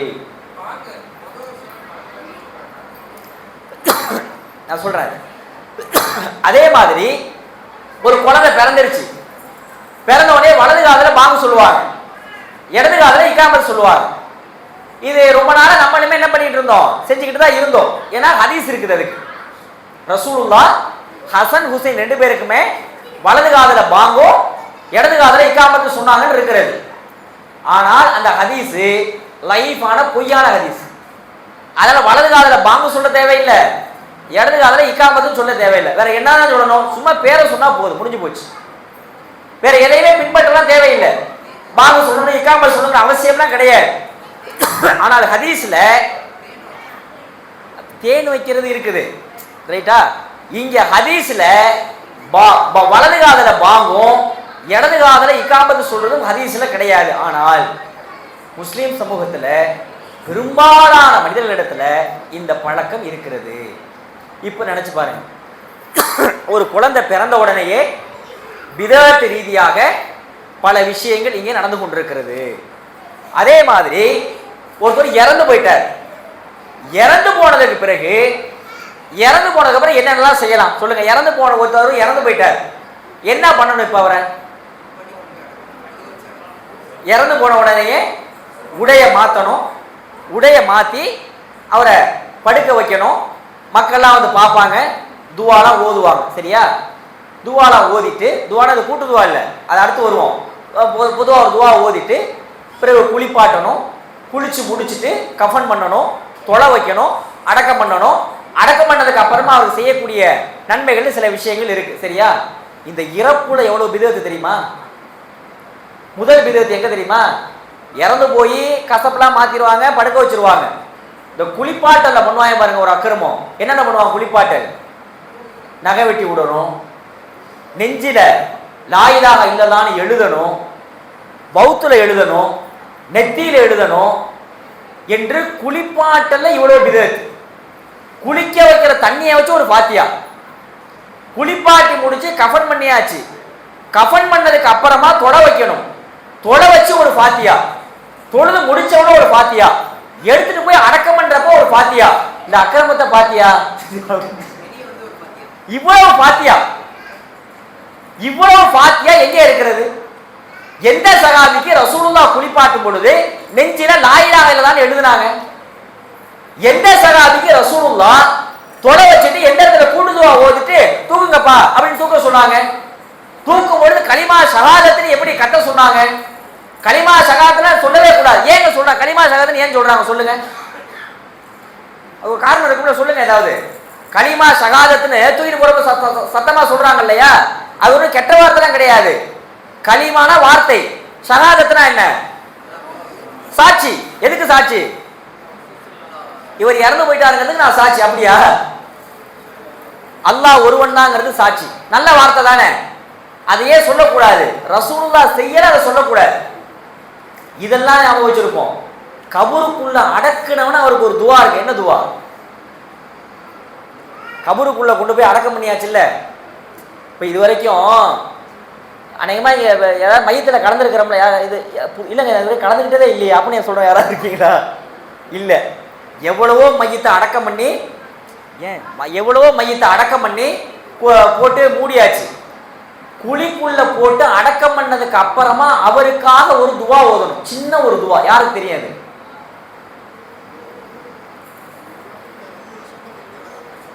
எப்படின்னு? அதாவது அது வந்து மண்ணை குழிக்குள்ள வச்சவனே ஒண்ணு இருக்குது. குழிக்குள்ள கொண்டு போய் மையத்தை வச்சவனையே பிஸ்மில்லாஹி வா அலா சுன்னத்தி ரசூலில்லாஹ்னு ஒரு துவா இருக்கு. பிஸ்மில்லாஹி அல்லாஹ்வுடைய பெயரால், வா அலா சுன்னத்தி ரசூலில்லாஹ் ரசூலுல்லாஹ்வுடைய சுன்னத்தின் மீது அப்படின்னு ஒரு அது ஒண்ணு இருக்கு. அது வேற. குழிய மூடுனதுக்கு பிறகு என்ன துவா?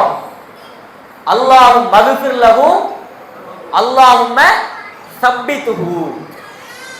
அல்லாஹும் மக்ஃபிர் லஹு, யா அல்லாஹ் அவரை மன்னிப்பாயாக. அல்லாஹும்ம சப்பித்துஹு அப்படின்னா என்ன? யா அல்லாஹ் அவரை உறுதிப்படுத்துவாயாக. என்ன உறுதி? கேள்வி கணக்கு தொடங்க போது நீ அவரை உறுதிப்படுத்தி யா அல்லாஹ். எப்பேற்பட்ட துவா தெரியுமா? இந்த துவாவை இதுவரைக்கும் நம்ம எந்த சகோதரருக்கும் செய்யல. அதானே உண்மை? தமிழ்ல கேட்டிருக்கிறீங்க, சரி தமிழ்ல கேட்டிருப்போம், சரியா? அத ரசூலுல்லாஹ்வுடைய வார்த்தை போட்டு கேட்கும் பொழுது அதோடைய வெயிட்டே வேற. அல்லாஹும் மக்ஃபிர் லஹு அல்லாஹும்ம சப்பித்துஹு. இதெல்லாம் கேட்கணும். நாளைக்கு இன்னைக்கு நம்ம கேட்டாதான் நாளைக்கு நமக்கு யாராவது ஒருத்தர் பேராவது கேட்பாங்க, சரியா? இல்லைன்னா அடக்க முடிஞ்சவனே டீ சாப்பிட போலாமா, இங்கே போலாமா, இங்கே போலாமான்னு அப்படியே போயிடும். சாப்பிட வேண்டியதான். அவருக்கு செய்ய வேண்டியது செய்ய வேண்டியதானே. அட பாவீங்களா, இதைய கொண்டு வந்து அடக்கம் பண்ணி இப்படி ஒரு துவா போட்டா என்ன ஆகுறது நிலைமை? அவருக்கு அங்க போய் யாரும் உதவி செய்வாப்ப? அங்க போய் யாராவது உதவி செய்ய முடியும்? அப்ப இந்த விஷயம். ஆனா இங்க இறப்பின் பெயரால் என்ன தெரியுமா நடக்கிறது? இறந்து போயிட்டா ரசூலுல்லாஹ் சொல்றாங்க, ஒருவர் இறந்து போய்விட்டால் அவருடைய குடும்பத்தினர் அவருக்காக அதிகமாக பாவ மன்னிப்பை கேளுங்கள் அப்படிங்கிறாங்க. ஒருத்தர் இறந்து போயிட்டாரு, இறந்து போனவருக்கு நோன்பு கலாவாக இருந்தால் அந்த கலாவான நோன்பை அவருடைய பிள்ளைகள் நோக்க வேண்டும். அப்படி நோக்கால் அந்த நன்மையை அல்லாஹ் அவருக்கு தந்துடுவான். இது இரண்டாவது. மூன்றாவது, இறந்து போனவருக்கு ஹஜ்ஜி கடமையாக இருந்தவர் இறந்து போயிருந்தால் அந்த ஹஜ்ஜை இவர் நிறைவேற்றினா அதன் மூலமாக நன்மை அவருக்கு போகும். நான்காவது, இறந்து போனவரின் பெயரால ஏதாவது சதக்காவை செய்தால் அந்த சதக்கா அவருக்கு நன்மையாக போகும். இதை தாண்டி வேற ஏதாவது போகுமா? கடன், இறந்து போன கடன் இருந்தால் அந்த கடனை அடைக்கணும். சரியா? இதை தாண்டி இறந்தவருக்காக நாம எதையாவது செய்ய முடியுமா? சொல்லுங்க சொல்லுங்க, ஏதாவது செய்ய முடியுமா? எதையாவது செய்ய முடியுமா? சொல்லுங்கம்மா, செய்ய முடியுமா முடியாதா? முடியாது. அதான் துவா செய்ய, அதான் பாவ மன்னிப்பு. சரியா? வேற எதையுமே செய்ய முடியாது. ஆனா இதை எதையுமே செய்யாம இதுக்கு பதிலாக வேற எதையாவது செஞ்சுக்கிட்டு இருக்குது சமுதாயம் இறந்தவருக்காக. இறந்தவருக்கு இந்த 4 தான் செய்ய முடியும். ஆனா இறந்து போனவரின் பெயரால மார்க்கத்தில் என்ன தெரியுமா இருக்கிறது? 3ஆம் நாள் ஃபாத்திஹா, 7ஆம் நாள் ஃபாத்திஹா, 10ஆம் நாள் ஃபாத்திஹா, 40ஆவது நாள் ஃபாத்திஹா, வருட ஃபாத்திஹா. இந்த ஃபாத்திஹால என்ன பண்றோம்? சாப்பாட்டை வச்சு ஃபாத்திஹாவை ஓதி மக்களை கூப்பிட்டு விருந்து போட்டு அனுப்பிச்சு விட்டுறோம். அவ்வளவுதானே. கேட்டா சோறு தானே போறோம், நன்மை தானே அப்படிம்போம். அங்க என்ன வேற எதையாவது செஞ்சோம்? நாங்க சோறு தானே போட்டோம். சோறு தான்ப்பா போட்டீங்க. அந்த சோறை இறந்தவங்களுக்காக ரசூலுல்லாஹ் போட சொல்லி இருக்கணும். அப்பதான் அதை போடலாம். நீங்களாம் சும்மா பாத்தியானவனை உருவாக்கிக்கிட்டு எந்த சகாபிக்கு உகது போல எவ்வளவு பேர் மறந்துச்சாங்க? எந்த சகாபியா ரசூலுல்லாஹ் வருஷ பாத்தியா ஓதுனாங்களா? ரசூலுல்லாஹ் உயிரோடு இருந்த பொழுதே எத்தனை பேர் மறந்துச்சாங்க? ரசூலுல்லாஹ்வுடைய மகள்கள். அந்த மகள்களுக்கு ரசூலுல்லாஹ் எங்கேயாவது 6 மாசம் பாத்தியா 3 மாசம் பாத்தியா ஓதுனாங்களா? இல்லையே. இதையெல்லாம் செய்யாம எதை நம்ம செஞ்சுக்கிட்டு இருக்கிறோம்? ஏப்பா பாத்தியா ஓதுறது சாப்பாடு தானே போடுற, அதை வருஷம் 3 நாள் கணக்கெல்லாம் பார்க்காம சும்மா ஒரு வெள்ளிக்கிழமை வருது, ஒரு வியாழக்கிழமை வருது, ஒரு புதன்கிழமை ஏதோ ஒரு நாள் ஒரு 100 பேருக்கு சாப்பாடு இந்த வாங்கி கொடுத்துருப்பான்னு ஒரு காசை கொடுத்து, யா அல்லாஹ் இப்போ நான் செஞ்சது சதக்கா. இந்த சதக்கா யாருக்கு தெரியுமா? என்னுடைய இறந்து போன என்னுடைய தந்தைக்கோ தாய்க்கோ யாரோ ஒருத்தருக்கு அப்படின்னு போனால் சதக்காவை போய் முடிஞ்சு போச்சு. ஒரு மருத்துவ உதவி செய்றீங்க, யாரும் இந்த சதக்கா என்னுடைய தந்தையின் பெயரால் நான் செஞ்சதை இறந்ததுக்காக அவங்களுக்கு போயிடும். பள்ளிவாசல் கட்டுறதுக்கு சதக்கா வந்து ஜாரியாவா போயிடும். யா அல்லாஹ் இன்னைக்கு கூட ஒற்றைப்படை இரவு தான், பள்ளிக்கு நிறைய தேவை இருக்குது, வெளியில பார்த்துருப்பீங்க, கோடியை தாண்டி இருக்கிறது கடன். சரியா? நான் 1 கோடி ரூபா கொடுக்குறேங்க, கொடுங்க, அல்லாஹ் அதை பிடிச்சு கொடுத்துருவான்ல. சரியா? இதெல்லாம் விட்டுட்டு இறந்தவர்களுக்காக ஃபாத்திஹாக்களை ஓதிக்கொண்டிருக்கிறது சமூகம். இது பிதஅத்தா இல்லையா? பிதஅத்து தானே. அப்ப மார்க்கம் ரசூலுல்லாஹ் கொண்டு வந்த அதே நேர்வழியில இன்றைக்கு பயணிக்கிறதா என்றால் இல்லை, பயணிக்கல. அது எங்கேயோ போய் கிடக்கிறது. அப்ப நம்ம திருப்பியும் குர்ஆனுக்கும் ஹதீஸுக்கும் வந்து அதுல பார்த்து இது இருக்குதா இல்லையா, இது கூடுமா கூடாதா, நேர்வழியில இருக்கா அசத்திய வழியில இருக்குதான்னு செக் பண்ணிக்கிட்டே தான் நம்ம ஒவ்வொரு காரியத்தையுமே பண்ணணும். எத்தனை விஷயங்கள்ல பிதஅத்துகள் இருந்து கொண்டிருக்கிறது தெரியுமா? ஏன் இந்த புனித இரவுகள்ங்கிறது மார்க்கத்துல எதெல்லாம் புனித இரவு சொல்லுங்க? புனித இரவு நான் கேட்கிறது லைலத்துல் கத்ர். சரியா? லைலத்துல் கத்ர்ங்கிறது புனித இரவு. இதை தாண்டி வேற ஏதாவது இரவு சொல்லப்பட்டிருக்குதா மார்க்கத்துல? சொல்லுங்க, சொல்லப்பட்டிருக்கிறதா? இல்லை. ஆனா சமுதாயத்துல எத்தனை புனித இரவு இருக்குன்னு தெரியுமா? முதல்ல மேராஜ் இரவு எப்ப கொண்டாடுவாங்க? டக்குன்னு அடிங்க தேதிய, டக்குன்னு அடிங்க தேதிய. பாத்தீங்களா? அதாவது எங்களுக்கு மேராஜ் இரவு தெரியும், அதை கொண்டாடுறாங்கல்ல அது தப்புன்னு தெரியும். சரிப்பா எந்த தேதி நீ தான் சொல்லப்பா அப்படின்னா அது தெரியாது. சொல்லுங்க, மேராஜ் இரவு எந்த தினத்துல அனுஷ்டிக்கப்படுகிறது? பெண்கள் சைடு என்னங்க சொல்றாங்க பாருங்க.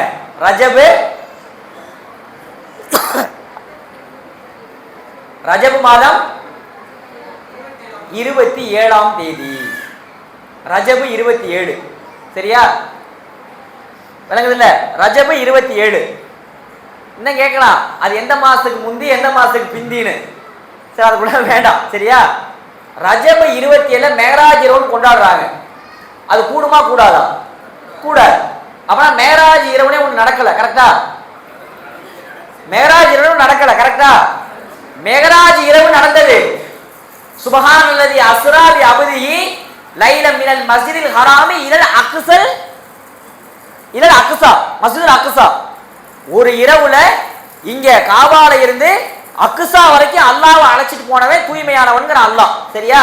சுப்ஹானல்லதி அஸ்ரா பி அப்திஹி லைலம் மினல் மஸ்ஜிதில் ஹராமி இலல் மஸ்ஜில் அக்ஸல்லதி பாரக்னா ஹவுலஹு லினுரியஹு மின் ஆயாத்தினா அப்படின்னு அல்லாஹ் ரப்பல் ஆலமீன் சொல்லுகிறார், சரியா? இன்னைக்கு அந்த பூமி ரத்த பூமியாக இருந்து கொண்டிருக்கிறது. சரி, அது வேற. என்ன பிரச்சனைனா, மேராஜ் இரவு ஒன்று நடந்தது உண்மை. அந்த மேராஜ் இரவு எந்த ஆண்டுல நடந்தது வரலாற்று ரீதியாக? சரி, மேராஜ் இரவு எந்த ஆண்டு நடந்துச்சு வரலாற்று ரீதியாக?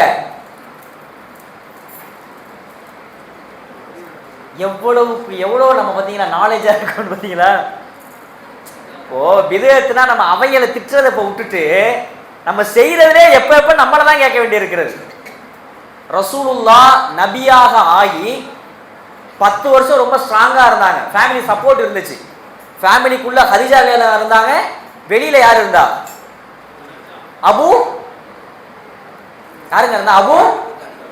அபு ஜஹல், கரெக்டா? அபு லஹப், அபு தாலிப், சரியா? ஏன்னா 3 அபு வரும், எல்லாம் அபு தான். அபு லஹப், அபு தாலிப், அபு ஜஹல். அபு தாலிப் அதுல அபு தாலிப் மரணிச்சதும் அந்த வருஷம் தான். எந்த வருஷம்? ரசூலுல்லாஹ் நபியாகி 10வது வருஷம். இட் மீன்ஸ் ரசூலுல்லாஹ்வுக்கு 50 வயசு. அன்னை ஹதீஜா ரலியல்லாஹு அன்ஹா மவுத்தானதும் அதே வருஷம் தான். தாயிஃபுக்கு போய் அந்த பெரும் துயர சம்பவம் நடந்துச்சு அதே வருஷம் தான். இப்பதான் அல்லாஹ் என்ன பண்ணான்னா, தூதரை இப்படியே விட்டுறக்கூடாது. ஃபேமிலிக்குள்ள இருந்த சப்போர்ட்டும் இல்லை, இறந்து போயிட்டாங்க. ஹதீஜா அம்மா இறந்து போயிட்டாங்க. ஃபேமிலிக்கு வெளியே பிக்கஸ்ட் சப்போர்ட்டா அபு தாலிப் இருந்தாரு, ரசூலுல்லாஹ்வுடைய பெரிய தந்தை. அவரும் மௌத்தா போயிட்டாரு. அங்க தாயிஃபுக்கு போயிட்டு வந்தா பெரிய சம்பவம் நடந்து போயிருச்சு. ரொம்ப கடும் துயரமான சம்பவம். ரசூலுல்லாஹ்வே தன்னுடைய லைஃப்ல அதை மேற்கோள் காட்டுவாங்க. அப்பேற்பட்ட சம்பவம் நடந்து போச்சு. இப்ப தூதரை சும்மா விட்டுறக்கூடாது, கூப்பிட்டு பயங்கரமான ஒரு என்கரேஜ் பண்ணி கொடுக்கணும் அப்படின்ட்டு ஜிப்ரீலை விட்டு அல்லாஹ் என்ன பண்ணா, மேலே கூட்டிட்டு வாங்கன்னு சொல்லி ஒவ்வொரு மாதிரி நபிமார்களை காட்டி, உனக்கு முன்னாடி இவர் நபிமா, அவருக்கு முன்னாடி அவர் நபி, அவங்களா நபி, நீங்க தனியா இல்ல, உங்களை மாதிரி இப்படியெல்லாம் முன்னாடி வந்துட்டு போனவங்கன்னு அல்ல ஒரு பெரிய பூஸ்ட் ஆக்கி திருப்பி அனுப்பிச்சு விட்டான் இல்லையா? பிறகு ரொம்ப வீரியம் எடுத்துச்சு பணி. பிறகுதான் அங்க அக்கபாவோட முதல் ஒப்பந்தம் பைத்துல் அக்கபா, பிறகு 2வது அக்கபா ஒப்பந்தம், பிறகு ஹிஜ்ரத்து, மதீனாவுக்கு போனாங்க. இஸ்லாமிய சாம்ராஜ்யமே வேற லெவல், அப்படிதானே? எல்லாம் மேகராஜுக்கு பிறகுதான். ஆனா இந்த மேகராஜ் என்ன தெரியுமா பிரச்சனை? ரஜபு 27ஆம் தேதி தான் நான் போனேன்னு மேகராஜுக்கு போனவரே சொல்லல. இவங்க எங்க இருந்து எடுத்தாங்கன்னு தெரியல ஆதாரத்தை.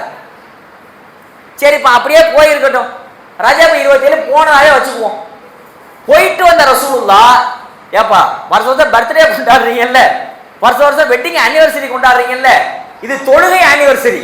ஏன்னா இந்த இரவுல தான் தொழுகை கடமையாக்கப்பட்டுச்சு. அதனால வருஷம் மேகராஜ் அன்னைக்கு நீங்க தொழுதுகிட்டே இருங்க, இவரோட ரகத்துல அதையாவது காட்டி கொடுத்தாங்கன்னா அதுவும் இல்லை. வேற எதனால செய்றீங்க அப்படின்ட்டா, அது நாங்க காலங்காலமா செஞ்சுக்கிட்டு தான் இருப்போம். நீங்க என்ன சொன்னா நாங்க கேட்க மாட்டோம், செஞ்சுக்கிட்டு தான் இருப்போம். அப்படிதானே பதில் வருது. இப்ப கேளுங்க, இது நேர் வழியா இல்ல அசத்திய வழியா? சொல்லுங்க. மேராஜ் பயணம் போனது உண்மை. அந்த இரவு இருக்கு இல்லையா, மேராஜ் இரவு, அந்த மேராஜ் இரவுங்கிறது நேர் வழியா அசத்திய வழியான என்னது? சொல்லுங்க. அசத்திய வழி, அது நேர் வழி இல்ல. அன்னைக்கு நீங்க பாத்தியா ஓதுறதுனாலே தொழுகிறதுனாலே எந்த பிரயோஜனமும் இல்லை. சரி, அதன் பிறகு ரொம்ப பிரசித்தி பெற்ற ஒரு இரவு எது மார்க்கத்துல, முஸ்லிம் சமுதாயத்துல? சரி, அதுக்கு முன்னாடி ஒரு அறிவிப்பு. இப்ப இந்த ஒற்றைப்படை இரவு செய்யறாங்க, பிறகு ரமலான் மாதம் நிறைய எல்லா செலவுகளுமே அதிகரிக்கும். எலக்ட்ரிசிட்டி செலவு, இபி பில்லு, பள்ளிவாசல் மெயின்டெனன்ஸ் செலவு, இமாம்களுக்கு கொடுக்குற சம்பளம் எல்லாமே அதிகரிக்கும். அப்போ ஒற்றை உங்களுக்கு சாப்பாடு அரேஞ்சு எல்லாமே இருக்கு இல்லையா? இதுக்காக எப்படி அவங்க செய்வாங்கன்னா, மக்களிடத்துலேருந்து வசூலித்து அதை நம்ம மக்களுக்கு நம்ம என்ன செய்கிறோம், திருப்பி செய்கிறோம். அதன் அடிப்படையில் ஒற்றைப்படை இரவாக இருக்கிறது. நிறைய இன்ஷா அல்லாஹ் வாலி கொண்டு வருவாங்க. அல்லாஹ்வுடைய பெயர்னால நிறைய இன்ஷா அல்லாஹ் அதில் சதக்கா செய்யுங்க இன்ஷா அல்லாஹ். சரியா?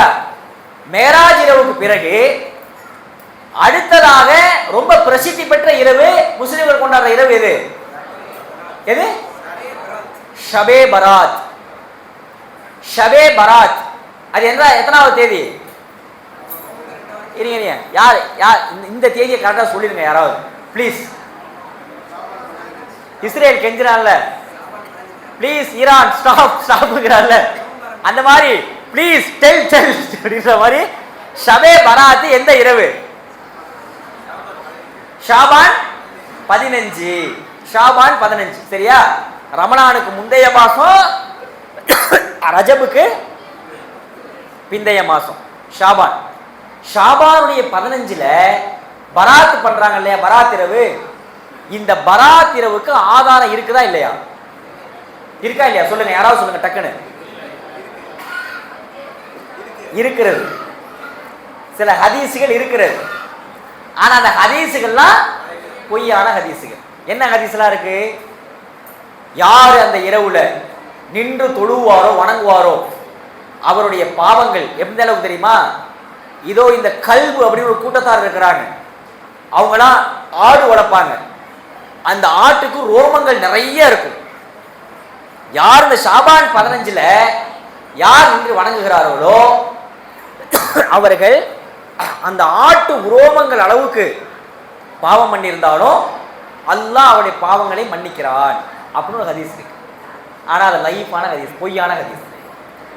யார் இந்த ஷாபான் 15ல ரசூலுல்லாஹ் போனாங்க, ஆயிஷாமா பார்த்தாங்க, ஆளை காணோம், போய் பார்த்தா கபிரிஸ்தான்ல நின்றுட்டு இருந்தாங்க, இந்த இரவுல நிறைய சோதனைகள் வந்துச்சுன்னு சொன்னாங்க அப்படின்னா ஆயிஷாமா சொல்ற மாதிரி ஒரு செய்தி இருக்கிறது. அதுவும் பொய்யான ஹதீஸ். எனவே ஷாபான் 15 என்பது மார்க்கத்தில் இல்லாத பிதஅத்து. ரைட்டா? விதிகள் திருத்தி எழுதப்படுகிறது, நரகத்திலிருந்து வெளியேற்றம் செய்யப்படுகிறார்கள். எது வந்தாலும் பராத் இரவுங்கிறது இல்லை மார்க்கத்தில் அப்படிங்கிறத புரிஞ்சுக்கணும். அதுக்கு அடுத்தபடியா எந்த இரவு சொல்லுங்க, யாரும் சொல்ல மாட்டேங்கிறீங்களே. சமுதாயத்தில் இருக்கா இல்லையா, இல்லை ஒரு அழிஞ்சிருச்சா? மேராஜ் இரவு இருக்கு, பராத் இரவு இருக்கு, அடுத்தது எந்த இரவு? லைலத்துல் கத்ர் இரவு. லைலத்துல் கத்ர் இரவுன்னு ஒன்று இருக்குது, அதுவே இல்லாம இல்லை. அது 27ல தான் இருக்குன்னு சொல்றேன் இல்லையா? இந்த 27ஆம் கிழமை பார்த்தோம்னா உலகம் முழுக்க போய் மக்காவோட போட்டோவை காட்டுறாங்க.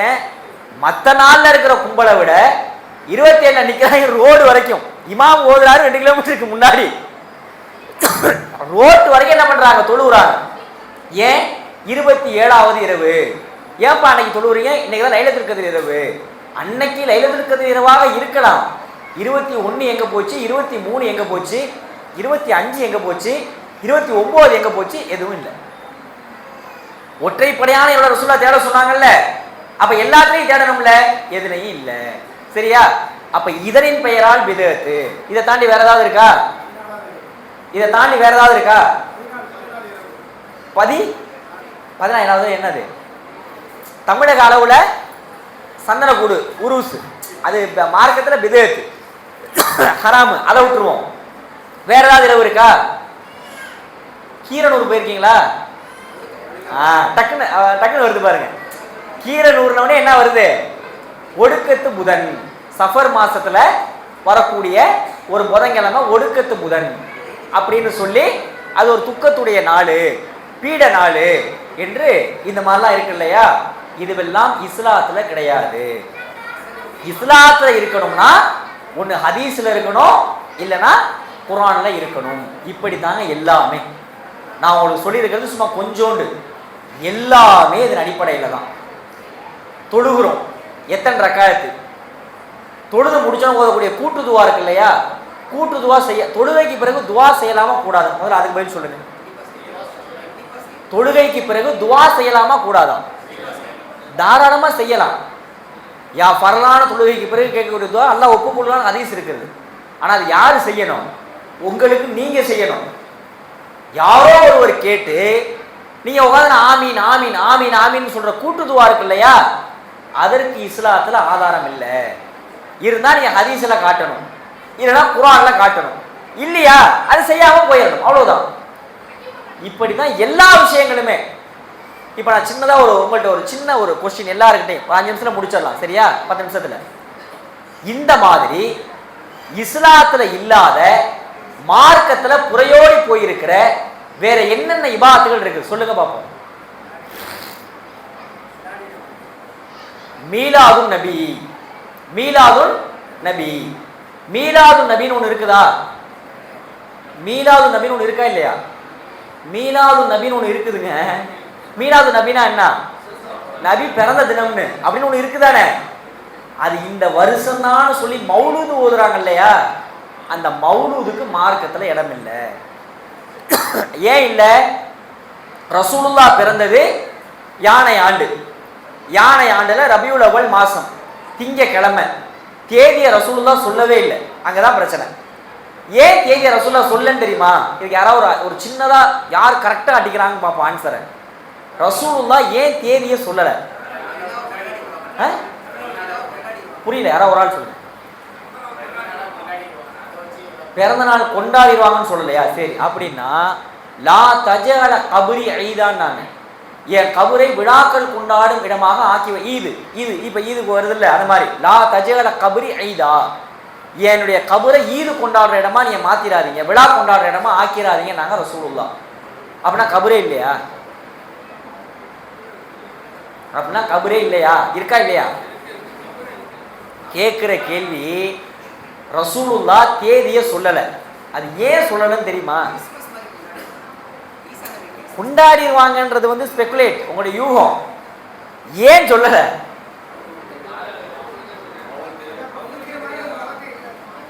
பழக்கம் இல்லை.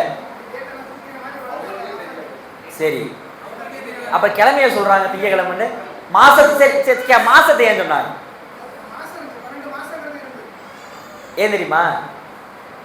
ரசூலுல்லாஹ்வுடைய இன்னும் சொல்ல போனா ஹஜ்ஜத்துல் விதா, ஹஜ்ஜத்துல் விதா எப்ப நடந்துச்சு? ஹிஜ்ரி 10. இப்பதானே சொன்னேன் ஹிஜ்ரி 10. அந்த டேட்டுக்கு முன்னாடி வரைக்கும், இதெல்லாம் புரிஞ்சுக்கங்க, அந்த டேட்டுக்கு முன்னாடி வரைக்கும் இஸ்லாத்தின் பெயரால் தேதி இருக்குல்ல, அது ஒரே தேதி ஒரு ஊர்ல கிடையாது. இவர்கிட்ட கேட்டா ரபியுல் அவ்வல் 10 பாரு, இவர்கிட்ட கேட்டா அதே நாள் தான், ஆனா ரபியுல் அவ்வல் 20 பாரு. இவர்கிட்ட கேட்டா என்ன சொல்லுவாரு? ரபியுல் அவ்வலா, ஜமாதுல் ஆகிர் வந்தாச்சு அப்புறம் என்ன அப்படி மாதிரி இவர். அவர்கிட்ட கேட்டா ஷாபான் மாதிரி, இவர்கிட்ட கேட்டா ரமலான்னு சொல்லுவாரு. ஏன் தெரியுமா? அது ஏன் தெரியுமா? மக்காவில் வாழ்கிற மக்கள் பல கோத்திரத்தார் இருந்தார்கள். அவர்களுக்கு தக்கவாறு மாதங்களை கணக்கிட்டு கொண்டார்கள். 4 மாசங்கள் போர் புரியக்கூடாது. அது அரபுகள் இன்னைக்கு நேத்து இல்ல, அப்போல இருந்தே ஃபாலோ பண்ணணும். 4 மாசம் புனித மாதம், அதுல போர் பண்ணக்கூடாது. கரெக்ட் தானே? கரெக்டா இல்லையா? அந்த 4 மாசம் என்னென்ன? இது என்ன? அது உன்ட்ட ஒரு தலையசைக்க முடியல, உடனே கேட்க. 4 ரமலான் பாத்தீங்களா? ரமலான். அப்ப பத்ர் நடந்தது, பத்ர் போர் நடந்துச்சு இல்ல. 4 மாசம் புனித மாதம். எது எது? இங்க பாருங்க, கன்சிக்யூட்டிவா வரும் 3. துல்கஅதா, துல்ஹஜ், முஹர்ரம். இன்னொன்னு என்ன தெரியுமா? ரஜப். ரஜப். இந்த 4 தான் புனித மாசம். நிறைய பேர் என்னங்க ஈரான் போட்டு இந்த அடி அடிக்குது இஸ்ரேல, புனித மாசம் ரமலான், இதுல போய் போர் புரியலாமாங்கிறான். ரமலான் புனித மாதம் யார் சொன்னா? இப்படியே முடிக்கணும். அப்படி நான் தான் சொல்றேன் அப்படிங்கிறான். நீ சொன்னா போயா வெளியே பார்த்துக்கிட்டு. ரமலான் புனித மாதம்லாம் கிடையாது. யார் சொன்னா? ரமலான் புனித மாதம் தான் கிடையாதுங்க. அல்லாஹ் இபாதத் ஆக்கிட்டான் ஃபுல்லா. அது புனிதம் கிடையாது. புனிதம்னா துல்கஅதா, துல்ஹஜ், முஹர்ரம், ரஜப், அதான் புனித மாதம். இந்த 4 மாதங்கள்ல போர் பண்ணக்கூடாது. என்னடா பண்ணாங்க குறைஷிகள் காஃபிர்கள்லாம்? போர் பண்ணக்கூடாதுங்கிற அல்லாஹ். ஸோ 30 நாள் வருதா, இன்னும் ஒரு 15 நாள் இதே மாதம் எக்ஸ்டெண்ட் ஆகணும்னு ஒரு அறிவிப்பு செஞ்சு விட்டுருன்னு.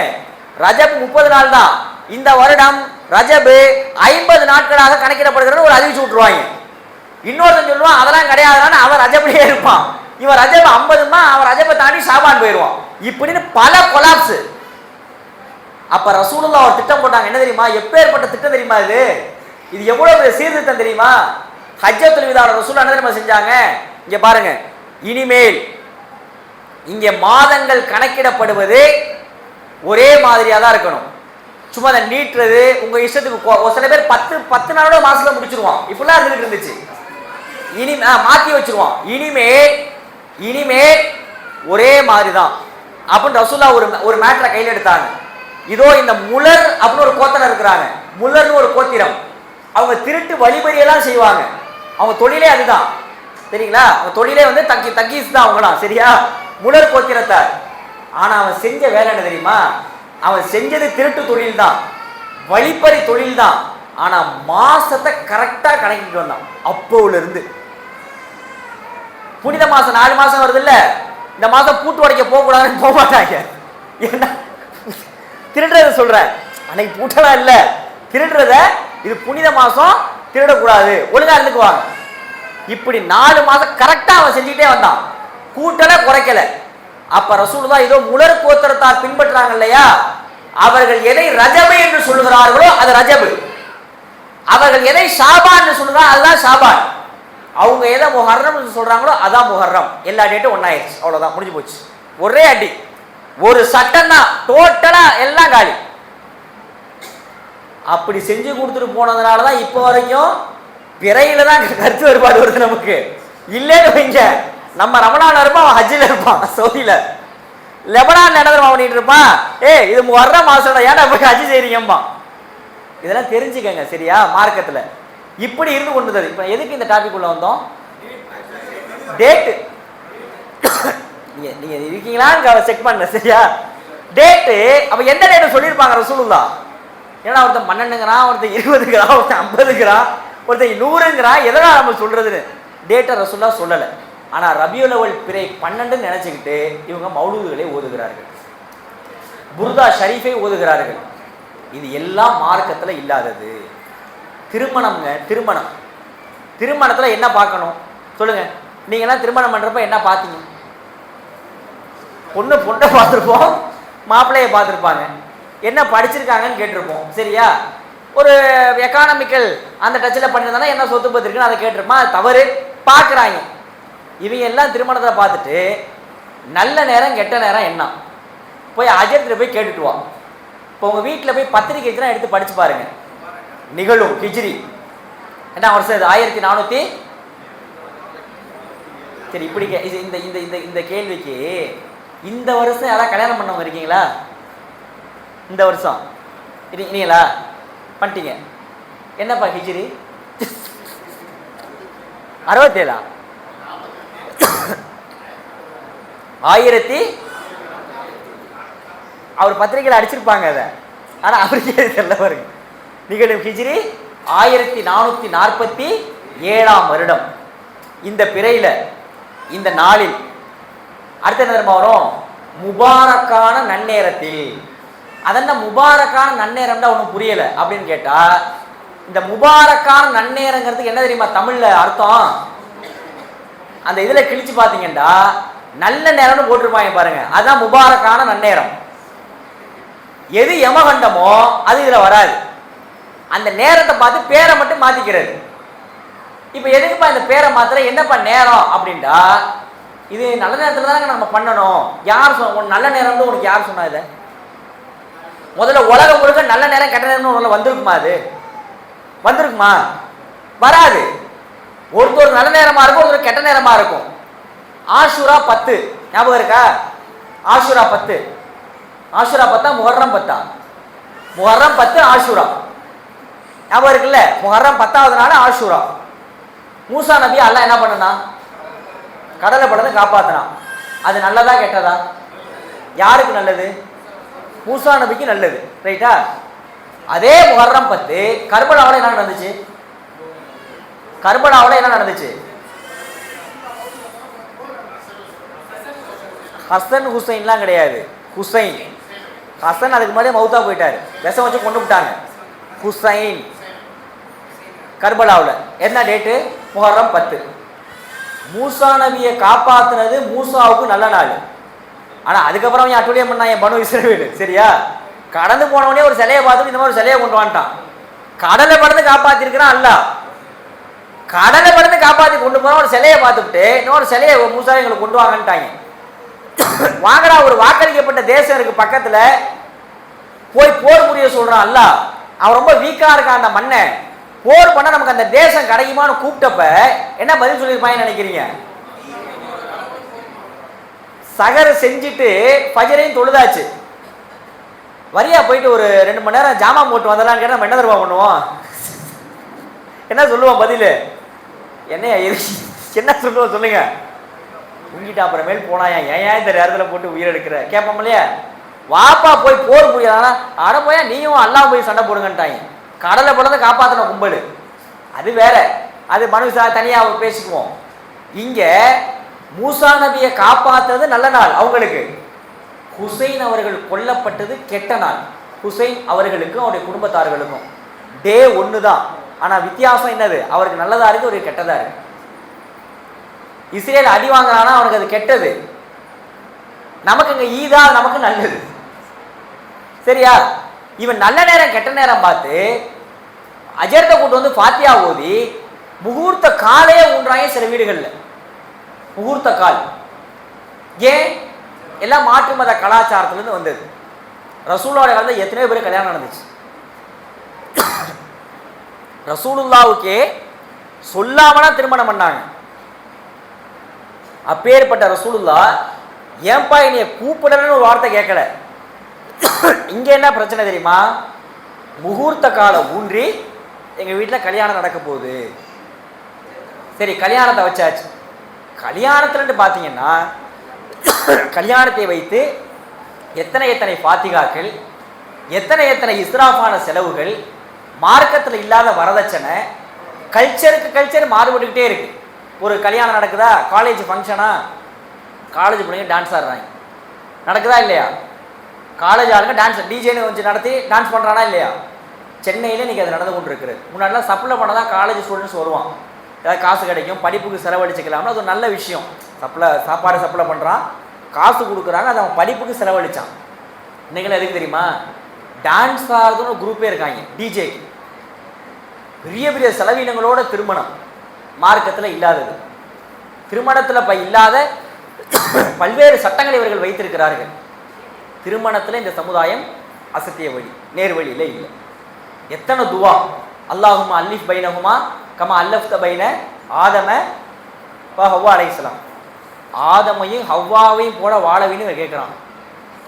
இப்ராஹீமையும் அன்னை ஹவ்வா சாரா அலைஹிஸ்ஸலாத்தையும் வாழ வைப்பதை போல இப்ராஹிமையும் ஹாஜிராவையும் போல வாழ வைங்கிறான். மூசாவையும் சபுராவையும் போல வாழ வைங்கிறான். அய்யூப் அலைஹிஸ்ஸலாம் ரஹீமாவையும் போல வாழ வைங்க. முதல்ல இந்த பேர் எங்கேருந்து எடுத்தாங்கன்னே தெரில. அய்யூப் அலைஹிஸ்ஸலாம் மனைவி பேர் என்ன யாருக்காவது தெரியுமா?